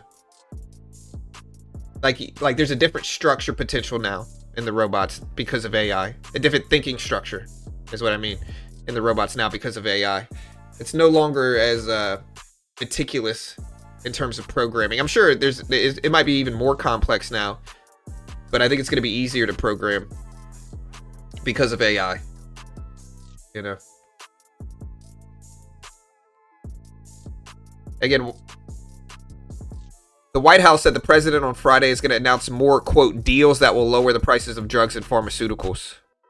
This is going to be at 1 p.m. today. Again, the president is supposed to be announcing more incredible deals that would lower the drug prices in pharmaceuticals.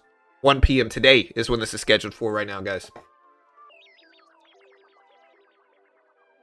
I always like the second Back to the Future.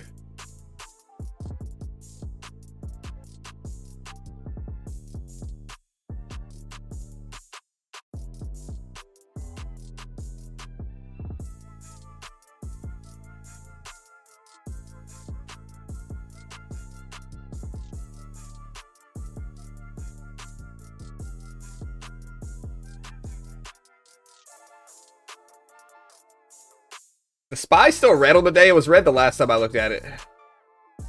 Yeah, SPY is actually slightly red. The NASDAQ is green, mostly from Oracle, I think. My Oracle position is doing really well.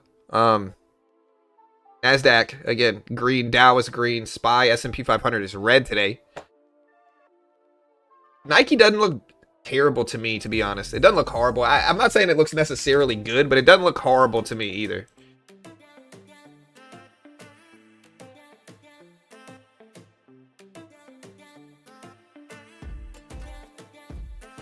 Will triple vision cause crypto to spike up? I'm not sure.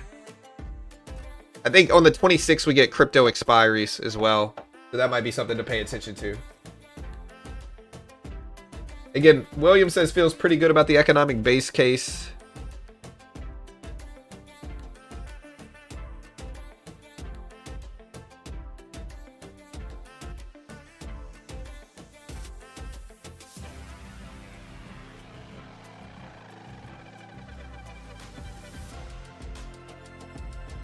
AI Warren Buffett is teaching me how to invest.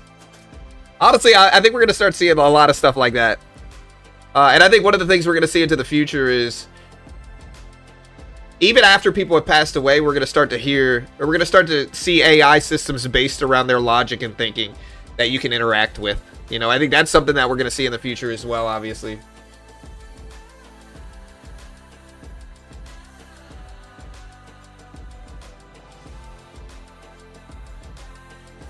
My grandma, she hurt this guy's knee a long time ago. So it was her, bro. I blame your grandma.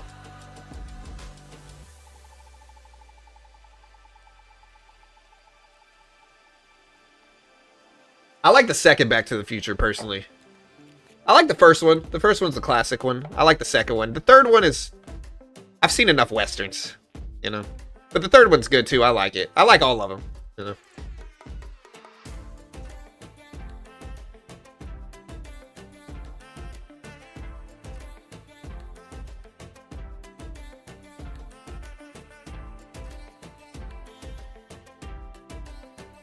Oil is climbing. Is oil back up today? Nike's down a lot. I might buy a little bit of Nike right here. And I think Nike is also a little bit more resilient from AI corrections as well. You know what? I'm going to buy just a little bit right here. Just a little bit. Maybe a tad bit more. Alright. You guys talk me into it.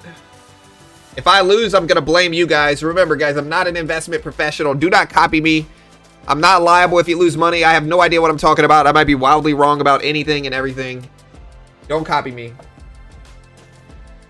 We'll see what happens.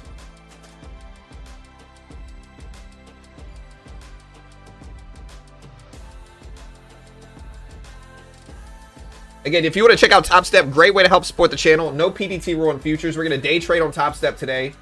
No PDT in futures. You can day trade the S&P, NASDAQ, Dow, Russell, gold, commodities. Most day traders lose money, so this makes sense.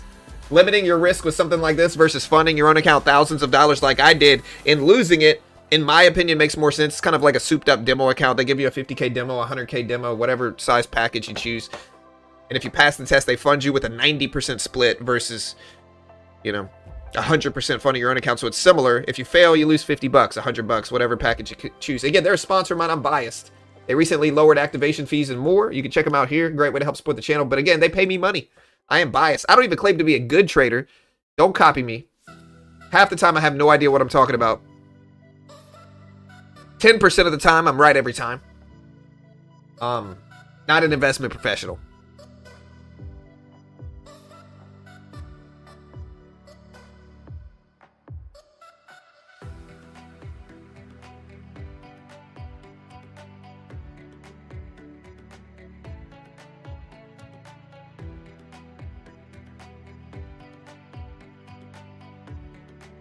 You're a Crocs advisor? I don't wear Crocs. I'm taking a stand. It's the principle of the matter. I just can't wear Crocs because of the movie Idiocracy. You know, I just can't do it. I refuse. Plus, I'm in my 30s. I'm not judging you if you're in your 30s walking around in Crocs. But I just can't do it.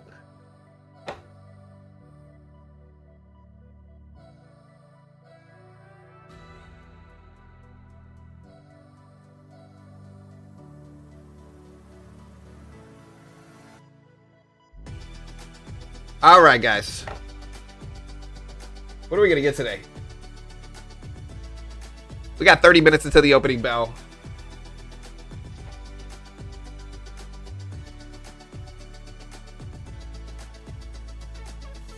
Yeah, I'll wear some Hey Dudes, though. I have probably like 10 pairs of Hey Dudes. I also kind of wear Vans.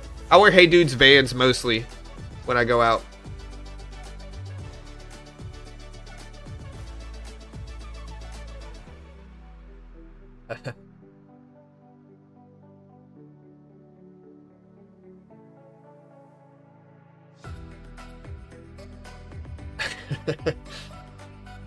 Drink Brondu. Yeah.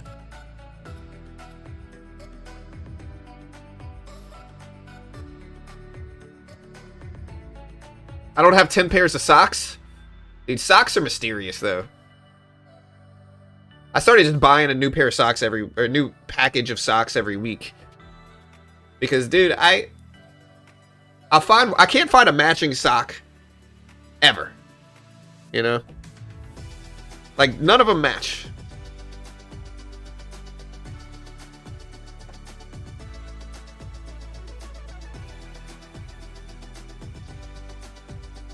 Yeah, Japanese rate decision already happened. It happened at like 1 o'clock this morning. You can see the price action here.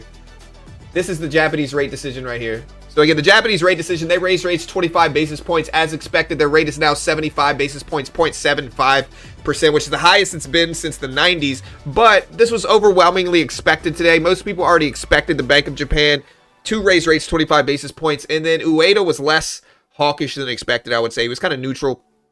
And so we actually got a positive reaction from this. But again, markets were mostly baked in to the Japanese rate decision already. We got a 25 basis point rate hike as expected and kind of a neutral Ueda. So that's kind of what we see. Markets are up a little bit from it, although we are starting to kind of dip back down. We're kind of neutral.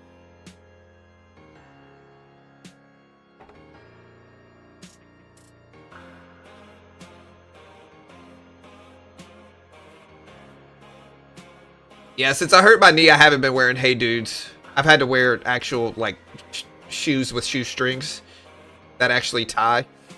Because I need, like, I need it to be rigid when I walk. So, no Hey Dudes for me over the last 3 months. I might short this right here, though, guys. It looks like an easy short, but it's almost too easy looking. Let's see. It's a challenge account, so I'll risk it here. Maybe we'll add a little bit more to this.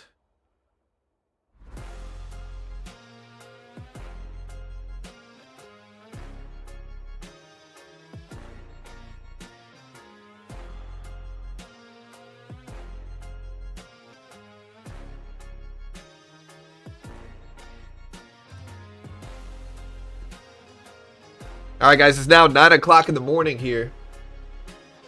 I think Williams is done speaking for the most part.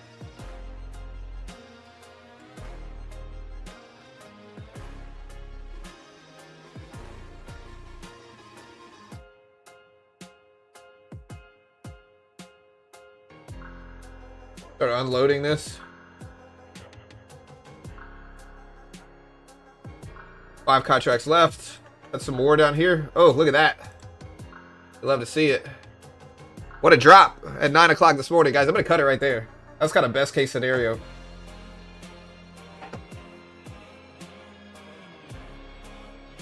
Look at this drop right here, though. Hold on. Let me make sure. Is Williams done speaking?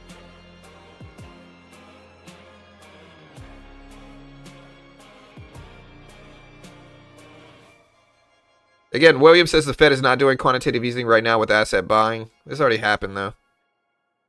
Could just be 9 o'clock orders getting filled.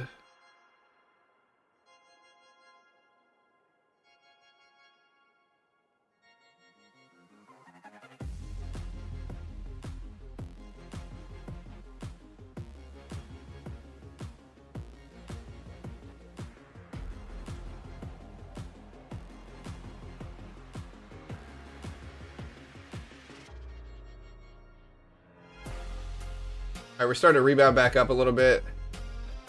I don't know if I want to short this again. We got a big cushion. You know what?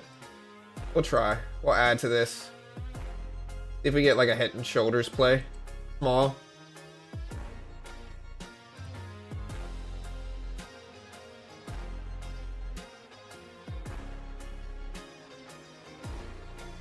Let's take half off there.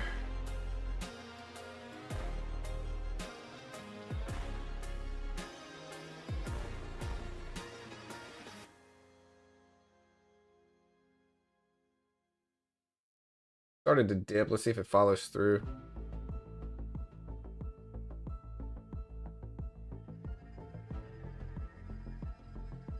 Took a little bit off, to be honest.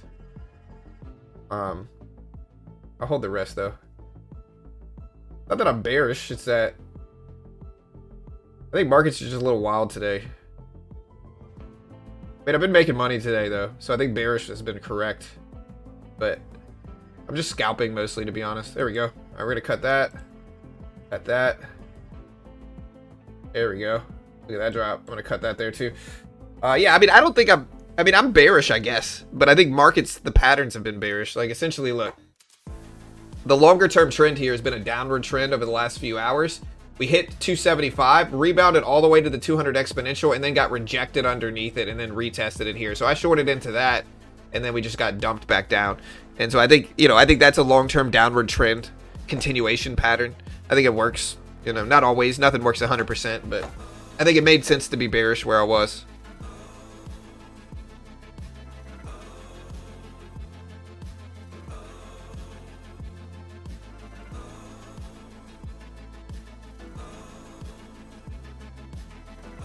Look, now we're bouncing at 300s right here.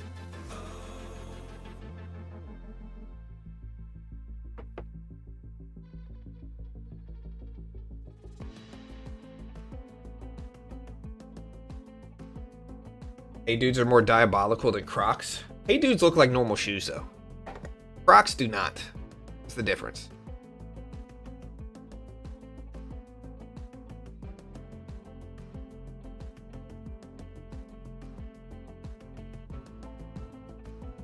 Nike bouncing back up a little bit. We did dip by Nike here.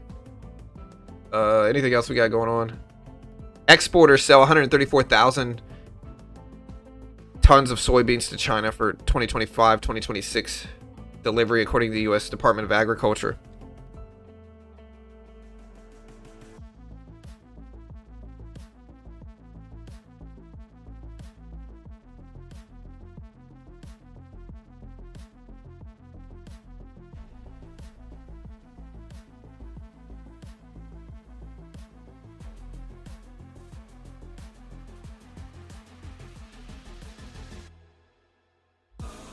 Yeah, I'm looking at it to see what we got going on tomorrow with the Fed. Oh, we got the Fed minutes on the 30th.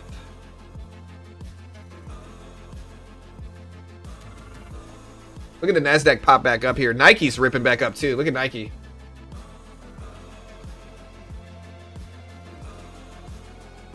Looks small in the grand scheme of things here, though. All right, so we're retesting the 200 EMA, so my hands are going to be off. We might reject here. But with 25 minutes left into the open, we'll see.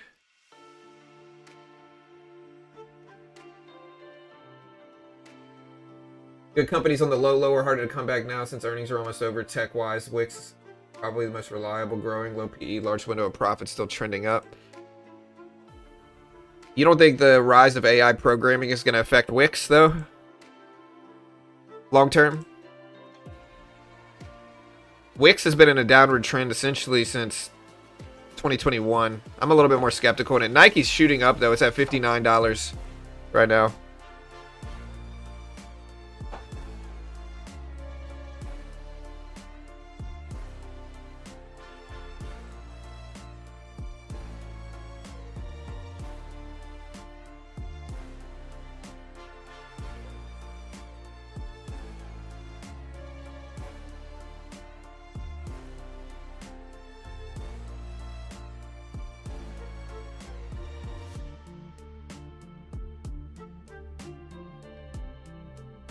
Let's see if we hold here. Bitcoin back up over 88,000.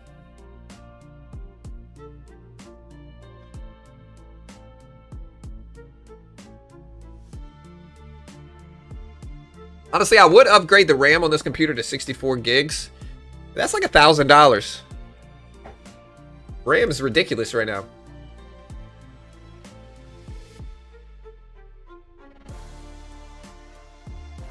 Developer manager here. Current AI is enough to lay out all the mid-level, entry-level developers. 100%. Yeah, I mean, I'm a React Native dev. I mean, I'm not a dev right now, but I know React Native, JavaScript, vanilla JavaScript, a little bit of Python, front-end stuff mostly. And so, yeah, I mean, it's going to obviously get rid of junior developers. They write spaghetti code anyway. And even if AI writes spaghetti code, it's still faster than they are. You don't have to pay them. Now, we might have prompt engineers and other stuff like that, and I get it. There might be some hiring that comes from that, but it's obviously going to be a net negative, at least initially. Maybe it'll grow into a larger industry, though. I don't know.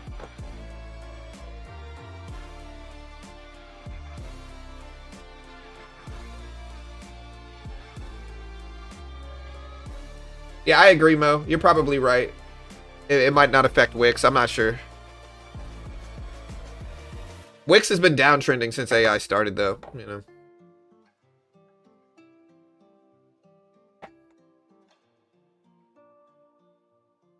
And they're also, like, one of the things that we're seeing sprout up here is we're seeing dedicated AI systems to specifically programming, right? And so we're seeing that more and more and more and more, where you have dedicated AI systems that are efficient at programming. And so obviously it's going to replace workers, initially, at least in the beginning. Again, maybe it'll grow into where it'll compensate for it through hiring, but I'm not sure.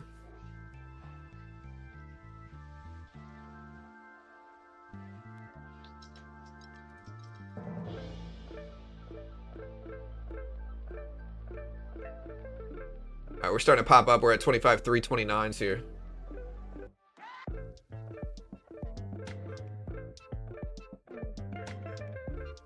Yeah, once they improve AI models, the average coder is going to be in trouble. 100%. Like, look, I taught myself how to program. I don't want this to be true. I think it just is. You know? I think it just is.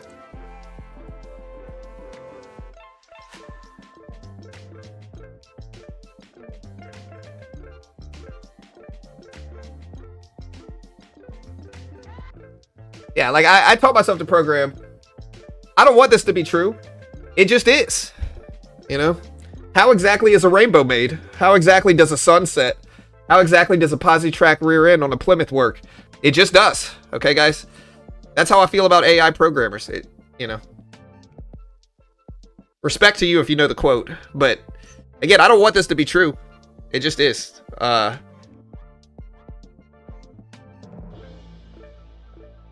Again, I've said this before, I'll say it again. Ironically, you can teach yourself to program now much easier than you ever could using AI. Back beforehand, I used to have to use Stack Overflow and all these different posting, you know, websites to try to figure out what I was doing wrong. Now I can ask AI and get an answer. I can literally take a picture of the error I'm receiving, send it to AI. AI will say, hey, you're doing this wrong. You know, you got a semicolon here where it should be here, you know? And so it's easy to learn now. The question is it really necessary to learn it at this point?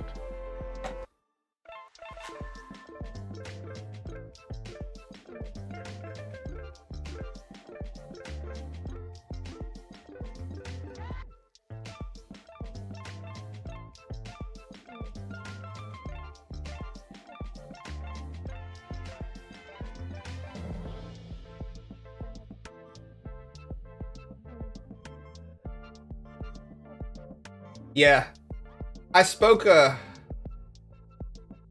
with an AI customer service representative the other day, and for a little while I thought it was a person. The biggest tell that I received from the customer service AI agent, the biggest way I could tell it was AI, is because every time it would respond, it would pause about like 1 to 2 seconds. And so, like a normal customer service agent, you're like, hey, what is this, this, and this? They're like, okay, this is what it is. The AI CSR would always pause for the exact same amount of time before it responded, right? And that's the only way I could really tell. For a little while, I didn't realize it was AI. It also starts to kind of talk in circles and stuff, though. But yeah, the NASDAQ is now over the 200 exponential moving average. We're still pretty sideways, though, here today, guys. Let's see what the opening bell brings. The report didn't come out today because it's not coming out today because it was rescheduled by the Bureau of Economic Analysis, and they haven't given us a date yet to be rescheduled as of now.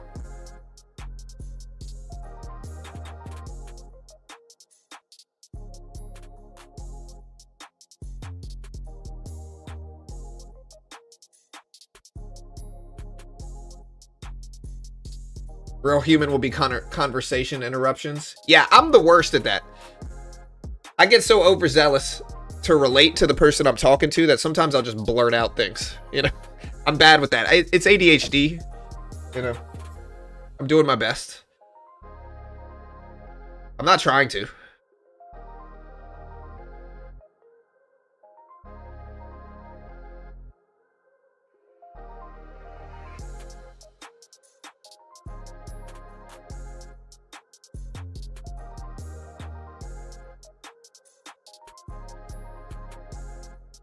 Yeah, 11 trillion in options expiry today. Triple witching day. All three major contract types against stock options, index futures expired today. All three. Again, there's rumblings that we might get single stock futures again. Bring them back. Honestly, I've been trading Nvidia this week, and I've done really well. Very green on Nvidia this week, so.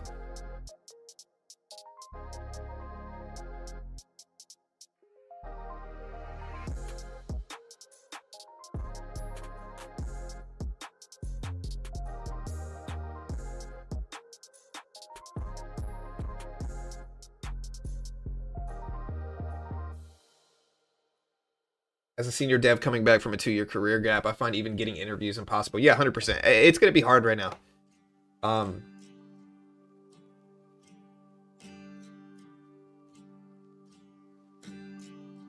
surprised people aren't designating it more.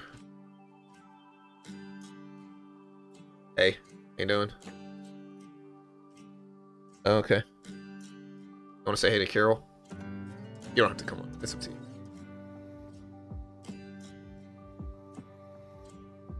Hey, Carol. How you doing? Hey, how's it going?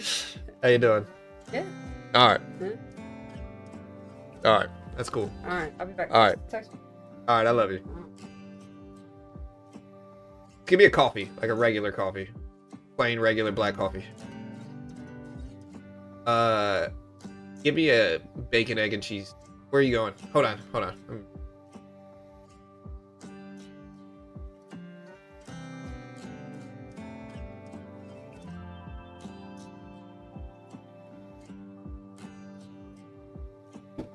All right, guys.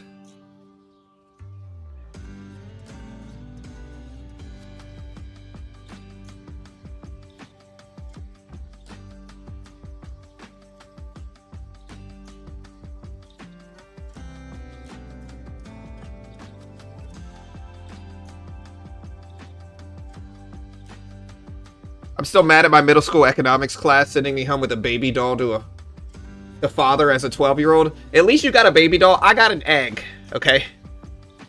I would say an egg is worse than a baby doll. You know?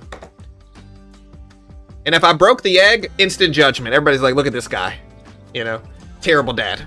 What is he thinking?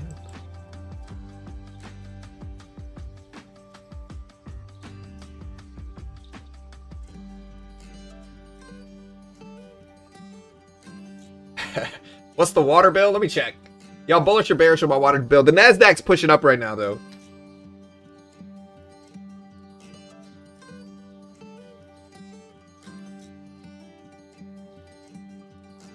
It's really not that bad right now. I think I've showed you this one already, though. Meta up to 668s right now. Meta rebounding. I'm in Meta also here. Meta's popping back.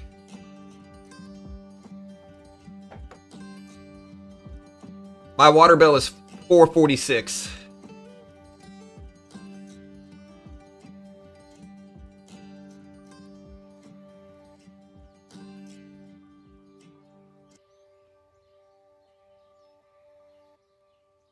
What kind of guitar do you have? I got a couple of them.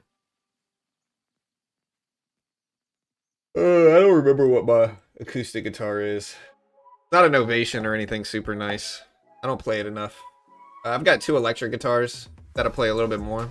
I think they're Les Pauls, but I'm not 100% sure. I'll have to go check with the second. One of them is definitely a Les Paul. I have to go check what the other one is. Nasdaq's pushing up. It's at 25,346. We'll see what the open brings us here, though, guys.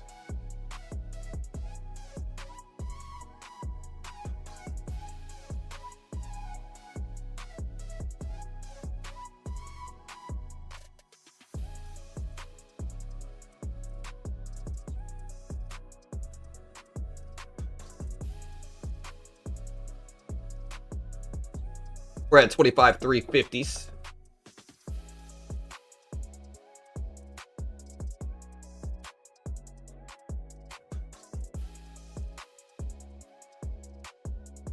No, I'm in Meta shares.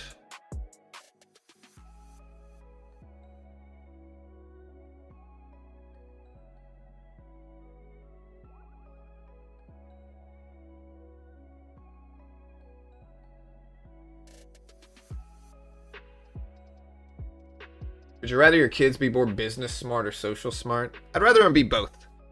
You know, I've said this before, I'll say it again. I think sometimes the people that are the most successful in life are not the smartest people. You know, like they're still smart, but they're not the smartest. Nike's still pushing up. It's at 5920s. Like people with those super high IQ levels, a lot of the time there's a negative correlation between intelligence and social skills. So like basically like really smart people are not the most socially, you know, thriving people. And so I think the people that do really well are generally people that have like a decent amount of social skills plus high intelligence. And this might be obvious, you know. And so essentially, I want my kids to have both of those things. I don't necessarily want them to just have one. They need to be good at both. All right, Nike's still pushing up. Nasdaq's still rising here.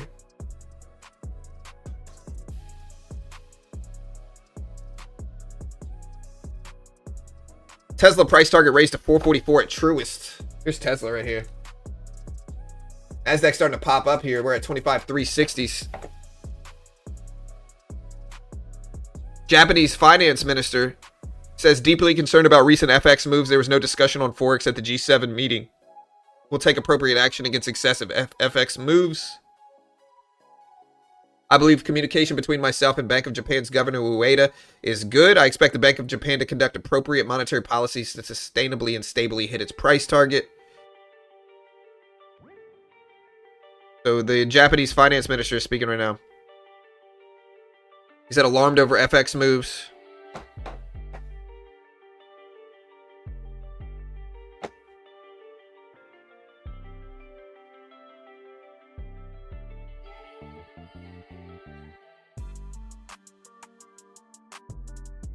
Yeah, I went to Best Buy the other day and it was like $700 for 64 gigs.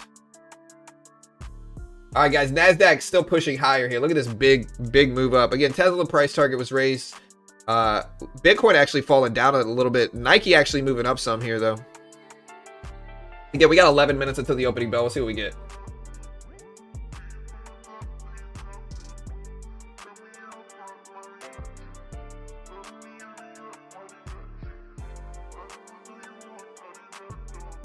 Santa rally starting? I don't know.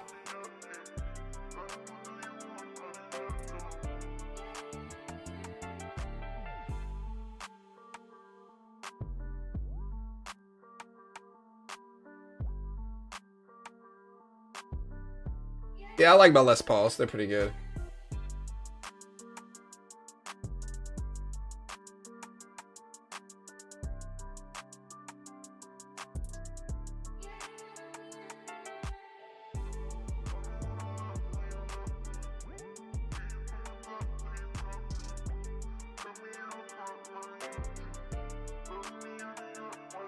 All right, guys, we're at 25,370s here on the NASDAQ. We are making moves. MicroStrategy. Humbug. Are data centers buying all the RAM? They might be. All right, guys. It's the opening bell. We got 9 minutes left. We're green at everything today. Yesterday we were red, though, so. Why are those contracts expiring? A thing? There are contracts expiring every day. What's the difference? I mean, we might have contracts expiring every day, But a rollover happens when futures expire, you know, and this influences volume, and people might have to sell their positions, and like it can just cause different things happening in both options and futures.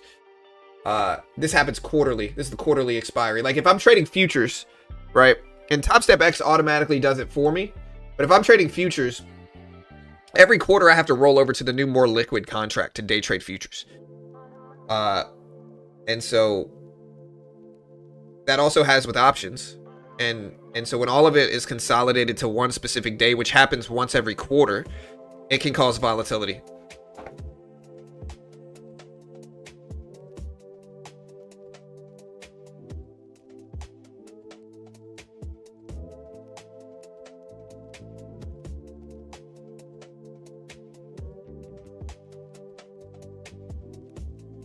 All right, guys, we are almost at 385s.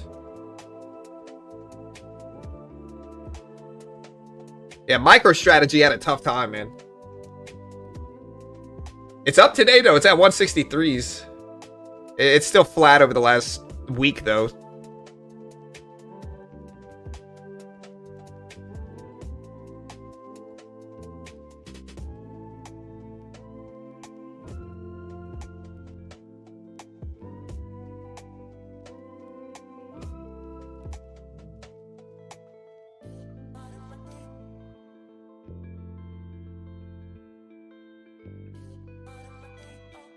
Yeah, regarding the smart versus social skills, I always go back to this episode, and it might not even be true. It might just be fiction. But there was a episode of Rob Dyrdek's Fantasy Factory. My son loves that show. We watch it a lot. And in that episode, they all took IQ tests, right? And Rob's cousin Big Cat gets like a 120 something on it.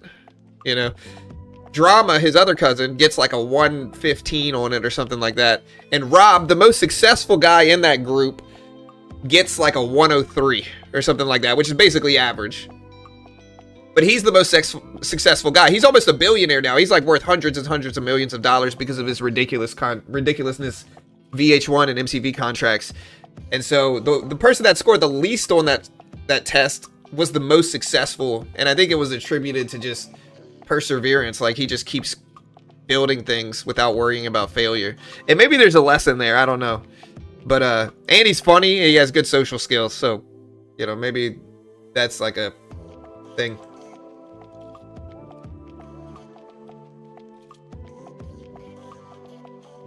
All right, NASDAQ still pushing higher here.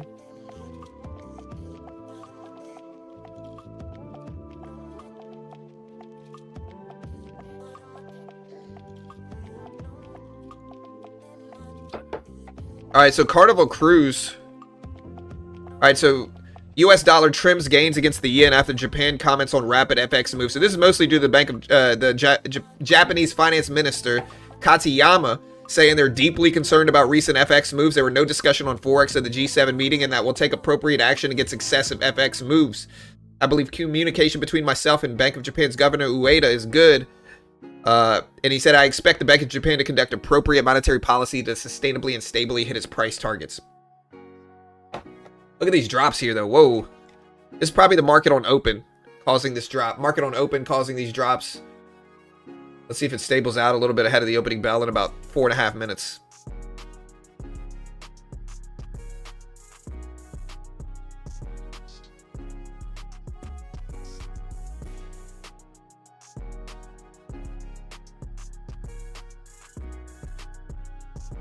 Yeah, the market actually originally reacted well to the Japanese rate hike because it was as expected and the comments weren't more hawkish than expected. You can see that move here. Again, this move right here is that Bank of Japan 25 basis point rate hike that happened at about 1 o'clock in the morning. Markets are now up significantly from that, but again, we'll see if we hold heading into the opening bell. We have about 3.5 minutes left.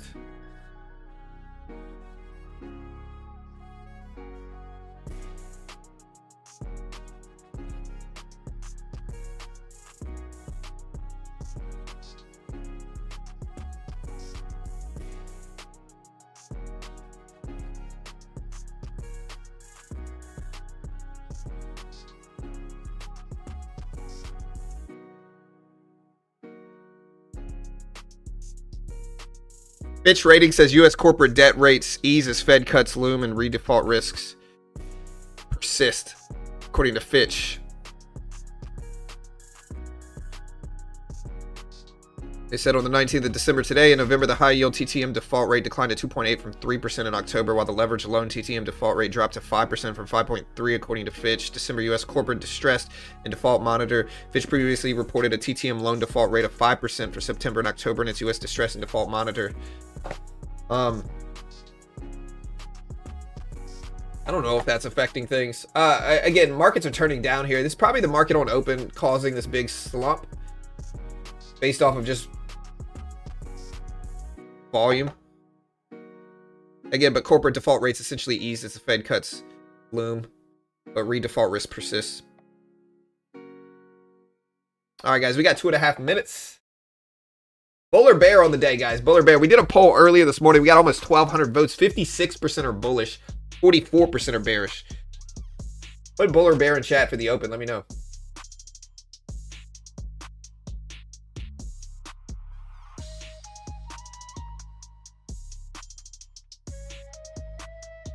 What if you're dumb and have no social skills? Well, you'd be the top 3 greatest trader of all time on YouTube right now. Meta, push it up. We're at 609s right now. 609s. NASDAQ rebounding right there. Look at that 325 level. Bouncing directly at it. Tesla rising. Again, Tesla did get some news come out earlier. Let me see what it was. Tesla price target was raised at Truist to $444 a share.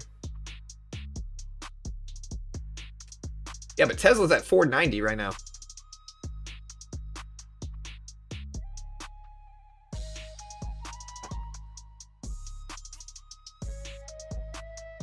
V-shape? Maybe. Bear profit taking before the holiday? Maybe. Again, we got about a minute left until the opening bell. We'll see what we get today.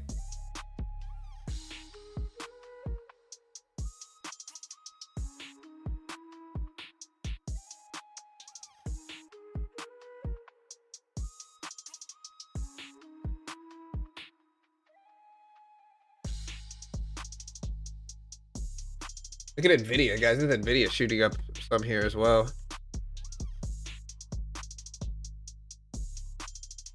Try to see if we get NVIDIA news. No, I don't see anything.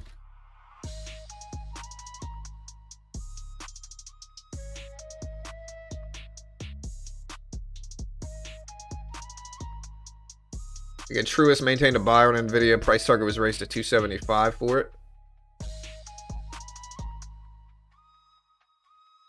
All right, guys, here we go. Here's the opening bell. If the opening bell shows late for you, hit the live button, put it in 2x speed, and you'll catch up. Here we go. Here's the bell, guys. Good luck. What do we get? All right, there's the bell. See some strength initially here for stuff. Where's Oracle at right now?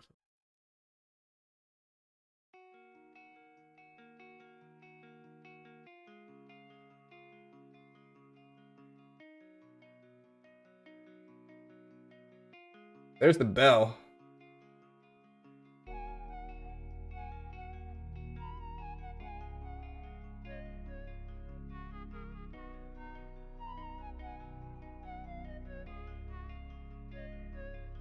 Look at this pop. We're at 25,400 here. 25,400s. Oracle rip it up to 190s.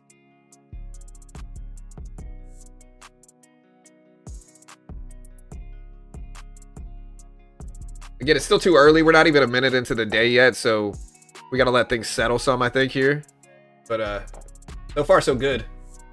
It is a Friday, though, guys, even if it's triple witching and we got news. Markets are ripping, though, at the opening bell. Look at this. 25.4s. Again, it's still too early to really make a big assumption about which way we're going today. So far, so good. We're green. We are over the early morning high of about 395s. Look at this green action here. Wow. Oracle pushing up over 190s. Google back green on the day.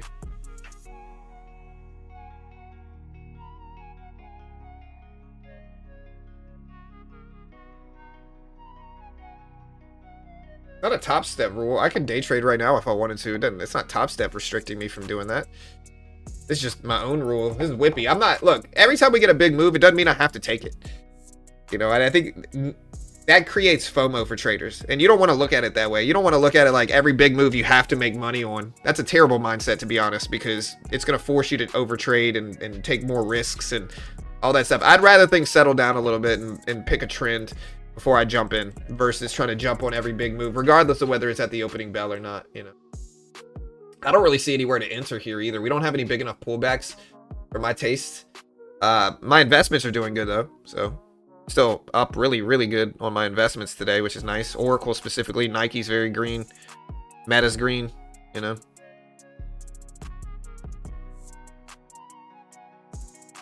Yeah, no, it's all good. Yeah, I'm not criticizing you. I'm just correcting you a little bit. It's all love, man. Again, Nike coming down to 59.20s.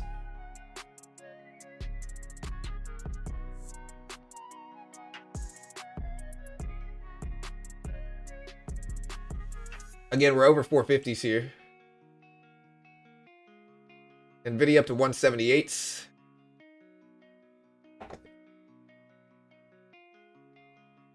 Look at CGC. Yeah, I mean, CGC is really not moving that much. I would maybe Tilray. Tilray's down. I think it makes sense for it to correct. I mean, the rescheduling is good. I don't know if it's as good to push Tilray up as much as it has been.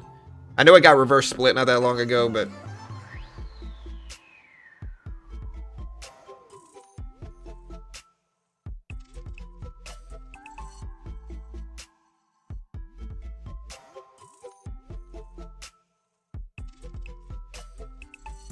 all right, we're at 178s here. 178s.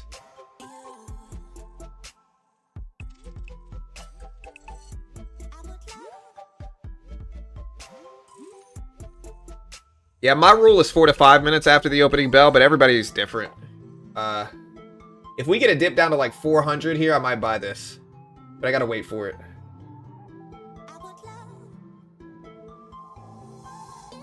We might bounce at 425 right here, and I might not get the chance.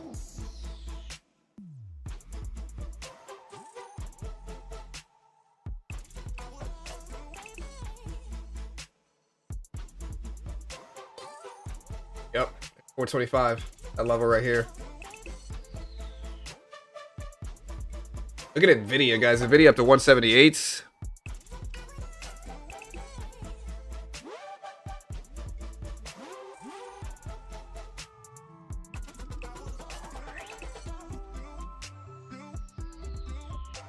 It's just not my spot. S&P asked, why don't you ever put a small position on the opening bell, capturing volatility with a tight stop? Because it's just not my style to trade that way. It's too close to the bell. I'd rather let things settle. You know. Again, we're still ripping up here.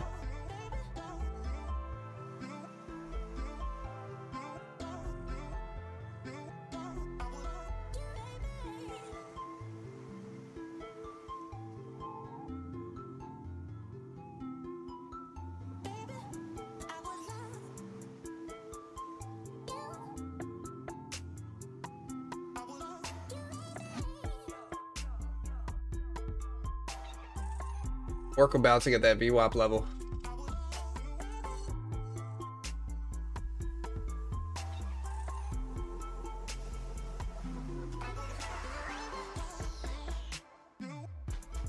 Yeah, I'm waiting here. I gotta wait for a trade. I need a pullback to buy this, even though Oracle is like pushing up some. I don't like buying high of the days. Nvidia's been driving this move too, and so we'll see if it switches to Oracle now that it's pushing up some as well.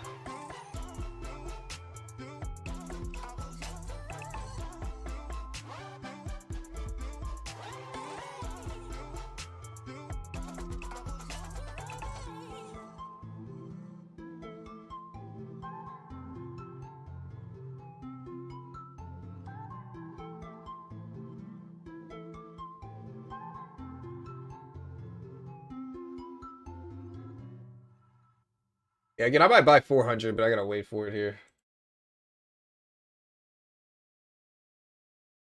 Good news is crash. Where's gold at right now? Let me see where gold's at.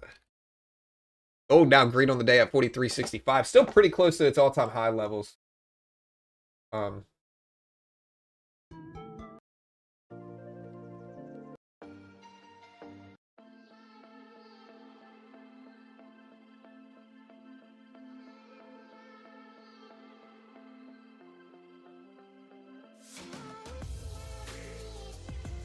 We're pulling back down here. I'd like a little bit more. I didn't really get it, but it's okay.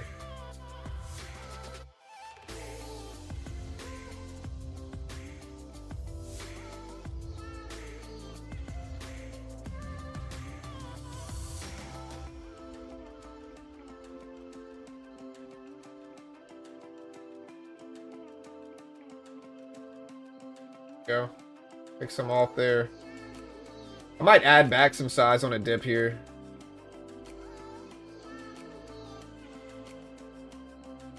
See how far it'll dip. There we go.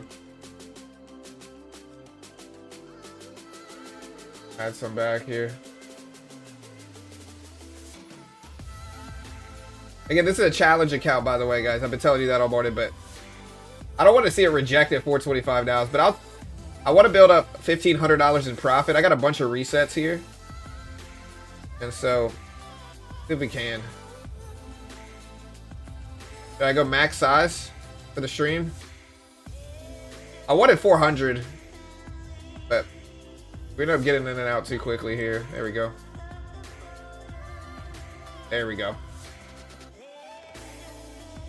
There we go.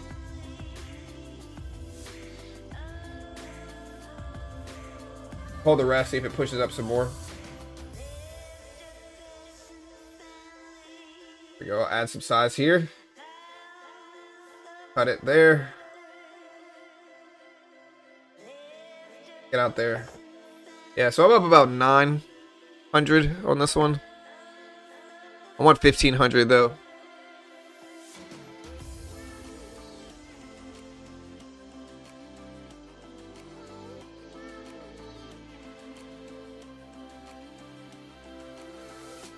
Yeah, I don't know why Meta's down. Nike's up, Oracle's up though, that's good. Again, here's Oracle.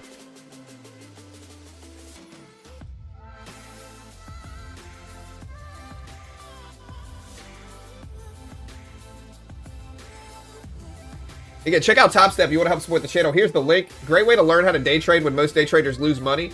No PDT and futures. Get you around the PDT world. Great way to learn. Check it out right here. Again, they're a sponsor of mine. I'm biased. I get paid by them. I don't even claim to be a good trader. Don't copy me. But the link is in the chat right there. Check them out. They recently lowered their activation fees universally and more good stuff. So check them out. Oracle up to 192.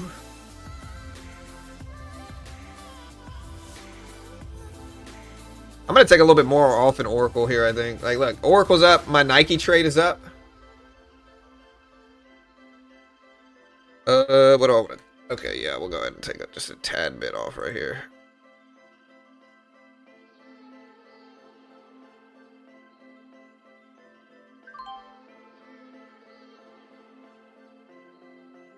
Again, Nike is trying. It's still green from where I bought it, though. I'm up on it today.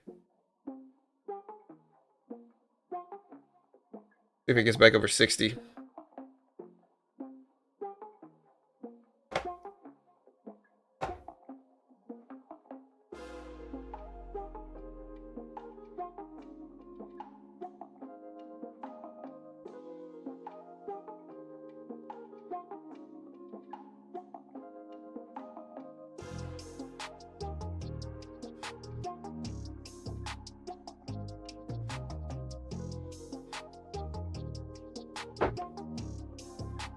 Over.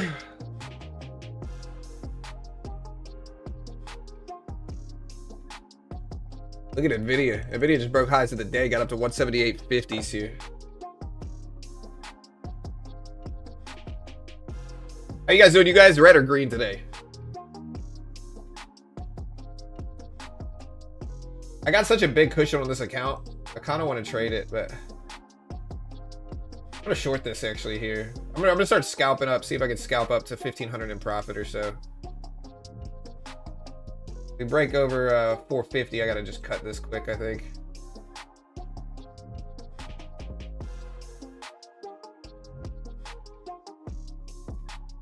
I'm gonna reduce my size. Keep it small. Got it right there. We're over 450. Greenish.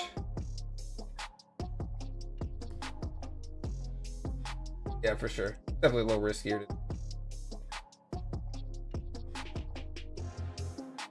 Those sideways right here, though, depends on what Nvidia and Oracle keep doing, though. If Nvidia and Oracle keep breaking highs, then obviously the Nasdaq's going to get drug up with it. There's 475. Let's see if that rejects it as with like a liquidity grab up there.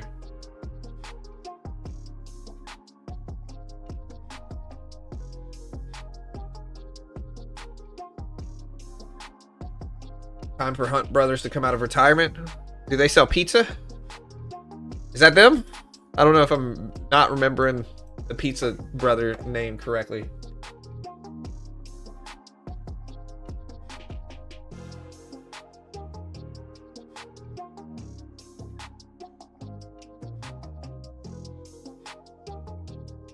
All right, guys, remember today we've got existing home sales, consumer sentiment for Michigan data today.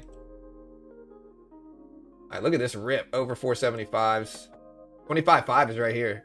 Look at Nvidia, 179s right now. Oracle still flying higher.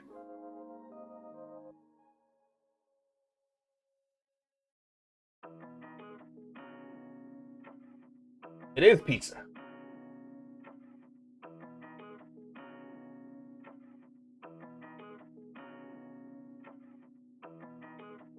Look at this move.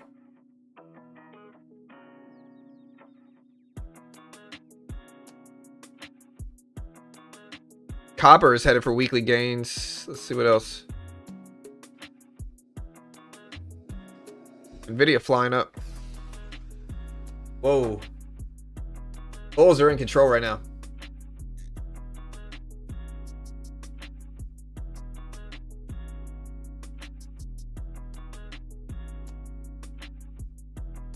Yeah, we got Michigan consumer sentiment data today.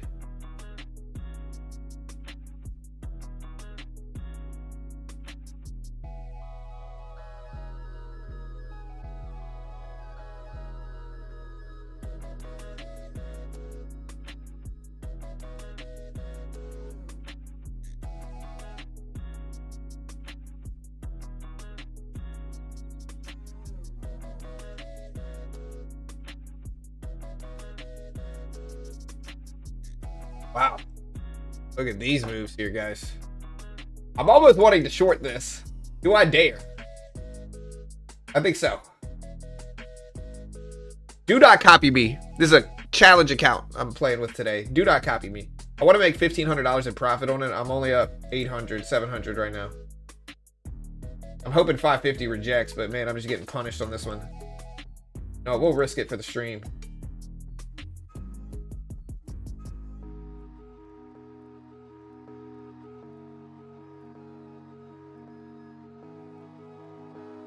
Add to it.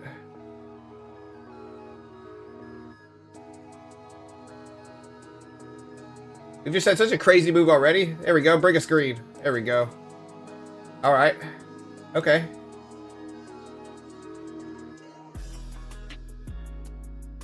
Continue to bring us this green on this account today. There we go. Oh, we'll add a little bit to it.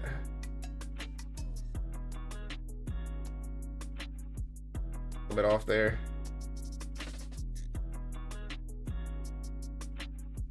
There we go.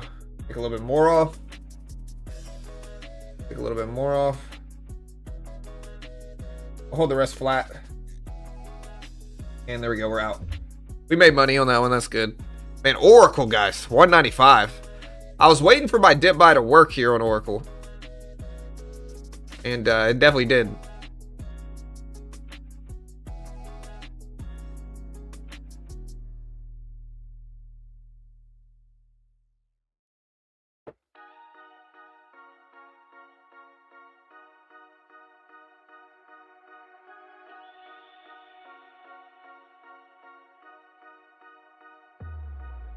I'm gonna short this too, I think.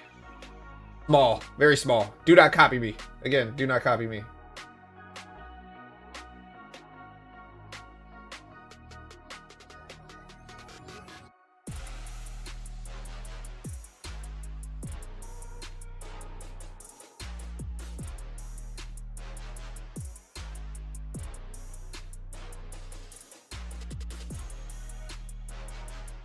We were green, now we're red.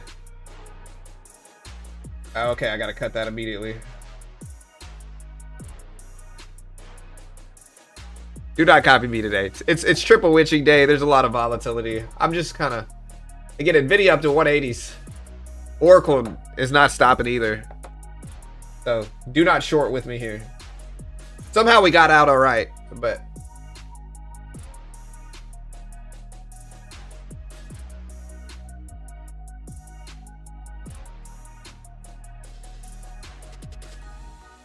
I'm still green on Nike somehow. Wow, look at the NASDAQ here. Look, I'll switch it to my actual funded account. We'll see how we go there.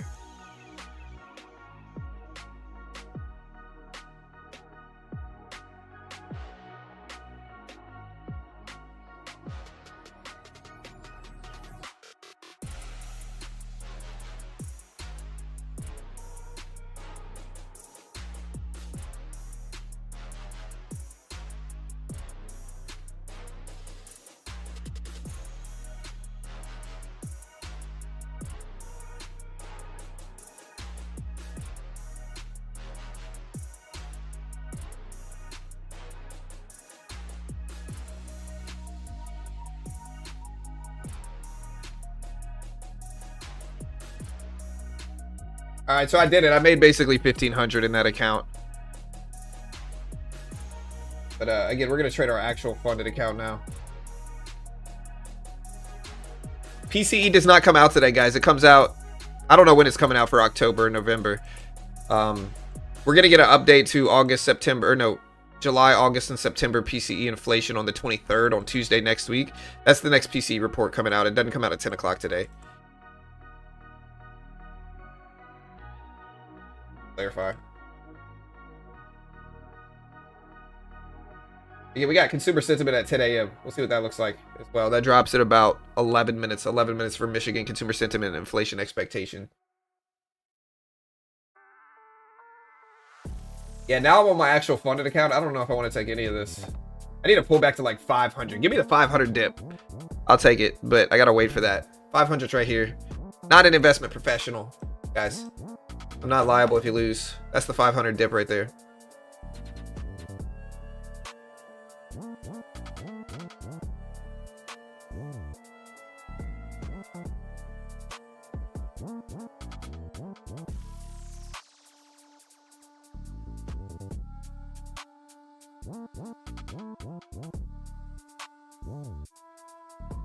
If you had to buy a dip, where would you buy it at?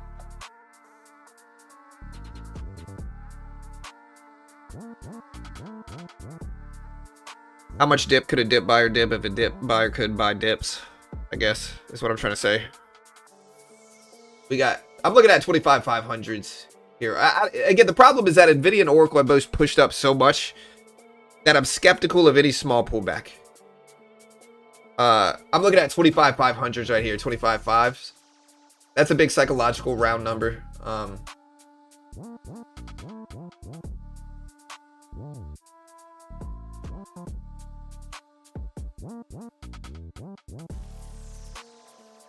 Oracle at 193s, NVIDIA at 179.40s.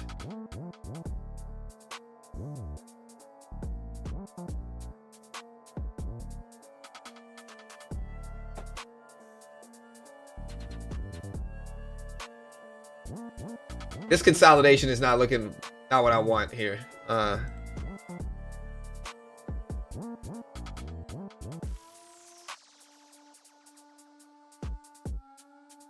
Rivian, maybe even the retest of yesterday's at 425.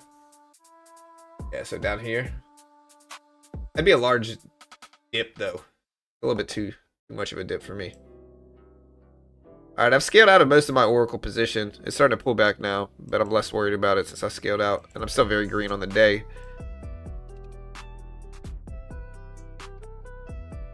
Yeah, this is too much consolidation for me, and we're up too much. Maybe we continue running, but I would prefer like a dip here, and then maybe a rebound to like here, is what I'm looking at. Maybe not, but I think that makes the most sense to me right now. I might be wrong, not an investment professional. Again, I'm not liable. If you lose money, make your own assessment. We also have Michigan consumer sentiment inflation data coming out at 10 a.m. today. 8 minutes.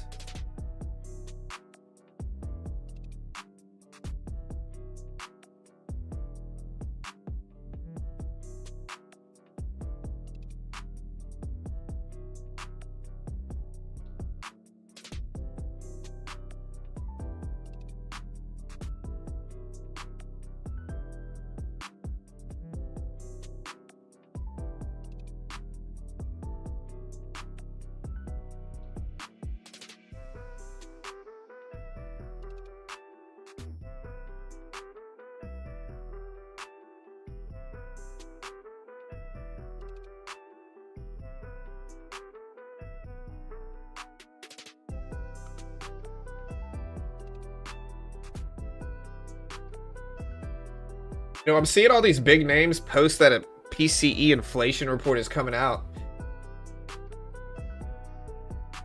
I don't think it is, guys. Like, I see big channels making big videos about PCE inflation today. I don't think it's coming out today. Why?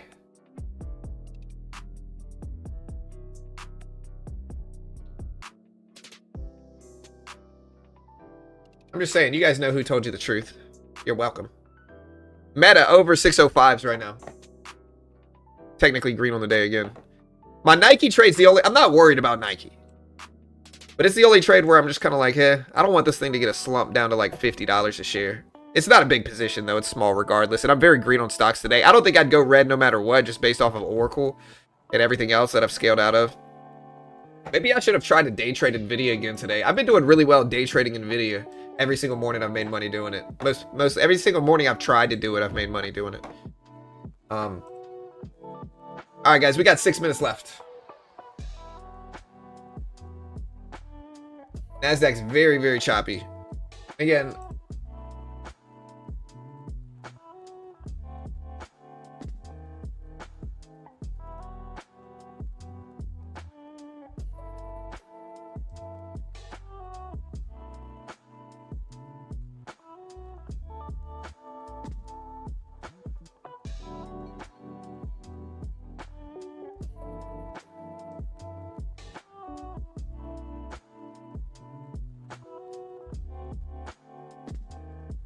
all right, guys, we got 5 minutes. I don't think PCE comes out in 5 minutes. It's not. We have 5 minutes until Michigan data. I don't think PCE comes out in 5 minutes, to be honest. I think we get Michigan inflation expectations and consumer sentiment data today. PCE is scheduled for the 23rd for a revised update, but it's not. Again, I'm pretty sure it's not coming out today. I might be wrong, but I'm not showing it's coming out today.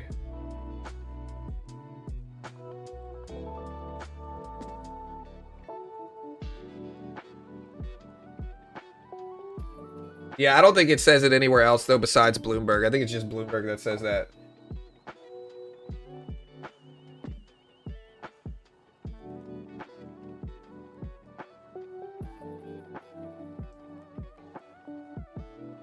Again, we'll see. If I'm wrong, I'm wrong. No, I'll eat my words if I'm wrong. I just don't think I am.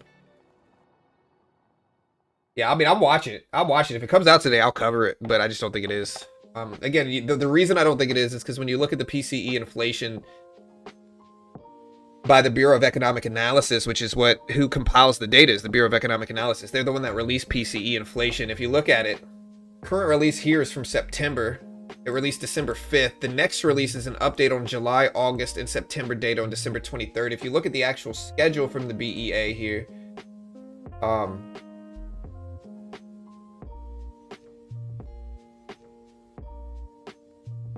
if you look at the actual schedule, and then you look at the 2025 news release schedule here,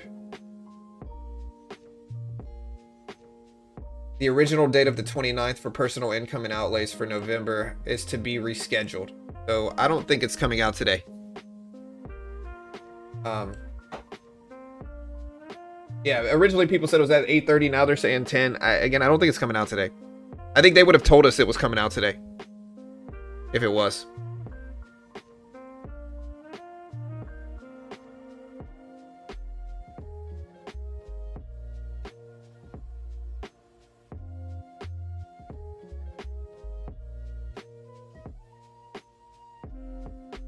All right, guys. So we did bounce at 525s right here. Nvidia still rip it up.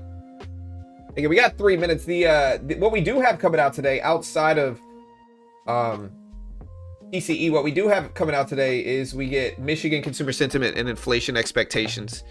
So we get inflation expectations by the University of Michigan consumer sentiment, and we get existing home sales expected at 4.15 million for existing home sales. Consumer sentiment from Michigan data is expected at 53.5. Last time was 53.3, so they're expecting a slight uptick by the University of Michigan.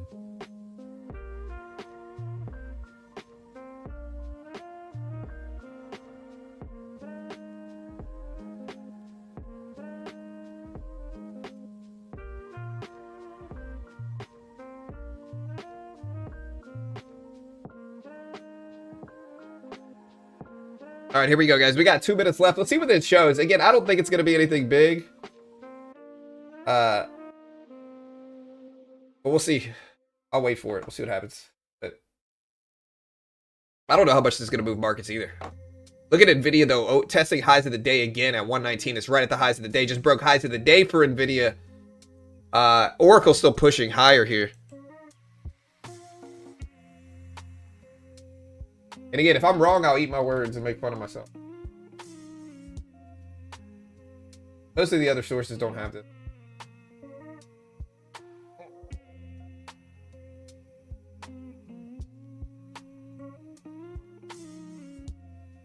All right, guys, we got 1 minute left. 1 minute left until the Michigan data comes out. Yeah, home prices are important. Again, they're expected at 4.1 million for existing home sales. It's not... Again, 4.1 million for existing home sales.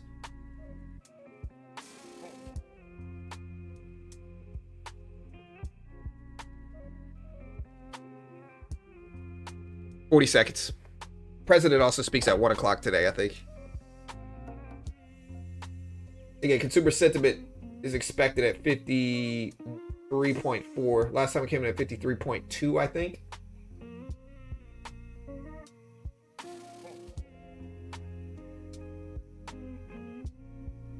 All right, guys, here we go. 20 seconds.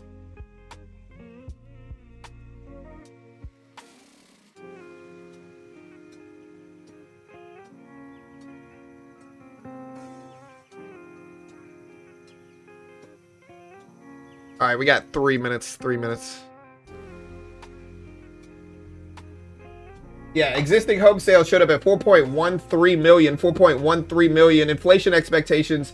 Consumer sentiment showed up lower than expected at 52.9 versus 53.5. Lower than expected consumer sentiment data. Lower than expected existing home sales. Higher than expected or neutral inflation expectations. Michigan one-year inflation expectations showed 4.2%. 4.2%. They expected 4.1% for Michigan one-year inflation. 5-year was flat at 3.2%. Again, consumer sentiment 52.9. Weaker than expected. And yeah, as I thought, we did not get PCE inflation. No PCE, guys. Again, I don't think the Bureau of Economic Analysis is going to not schedule it and then just blindly release it. I don't think that makes sense here, but maybe. But no.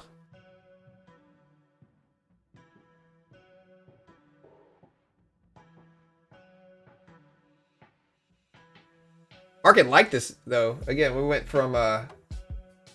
all the way up to 25.6 this year.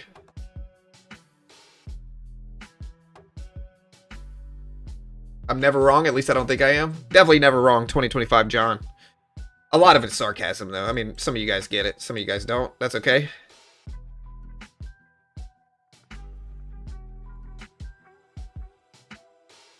I mean, I am never wrong.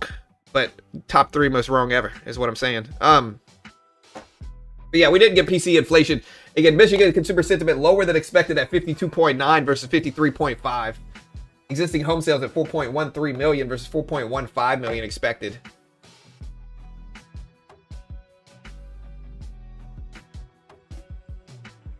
But again, no PCE inflation data. We didn't get any PCE inflation, so nothing there on that print.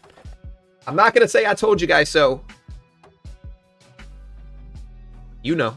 Hey baby, how you doing? You all right? Yeah, hold on. I'm about to. All right. Okay, yeah, I'll do that. All right, guys. Hey, I'm gonna get out of here. Ooh, I forgot to schedule my stream. Oh, and you're slacking today, bro. You're slacking. Maybe you sent me a message and I just closed down Discord. Either way, I'm just joking. It's all good. All right, guys. We'll see what we get next week. Next week, we get GDP data on Tuesday. We get updated PCE inflation on Tuesday as well. Market's up a lot today, guys. Market's up a lot. We'll see what happens. Y'all be good. Have a great day. Be safe. And, yeah, I'll see you guys next week. Again, check out Top Step. You want to help support the channel. There's no PDT in futures. You can day trade the S&P, NASDAQ, Dow, Russell, gold, commodities. Very similar to day trading stocks. Great way to learn when most day traders lose money. And so again, if you want to check it out, I'll put the link up. Again, they're a sponsor, might not biased, but it's genuinely useful. Most day traders lose regardless of where they go, so it makes sense to learn in this context versus funding thousands and losing that like most new traders end up doing. But again, I'm biased because I get paid by them. Check them out pinned at the top of the chat or in the description. And again, as soon as I close this stream, it'll bring you to next week's stream. We'll see what happens there. And yeah, y'all be good. Great day.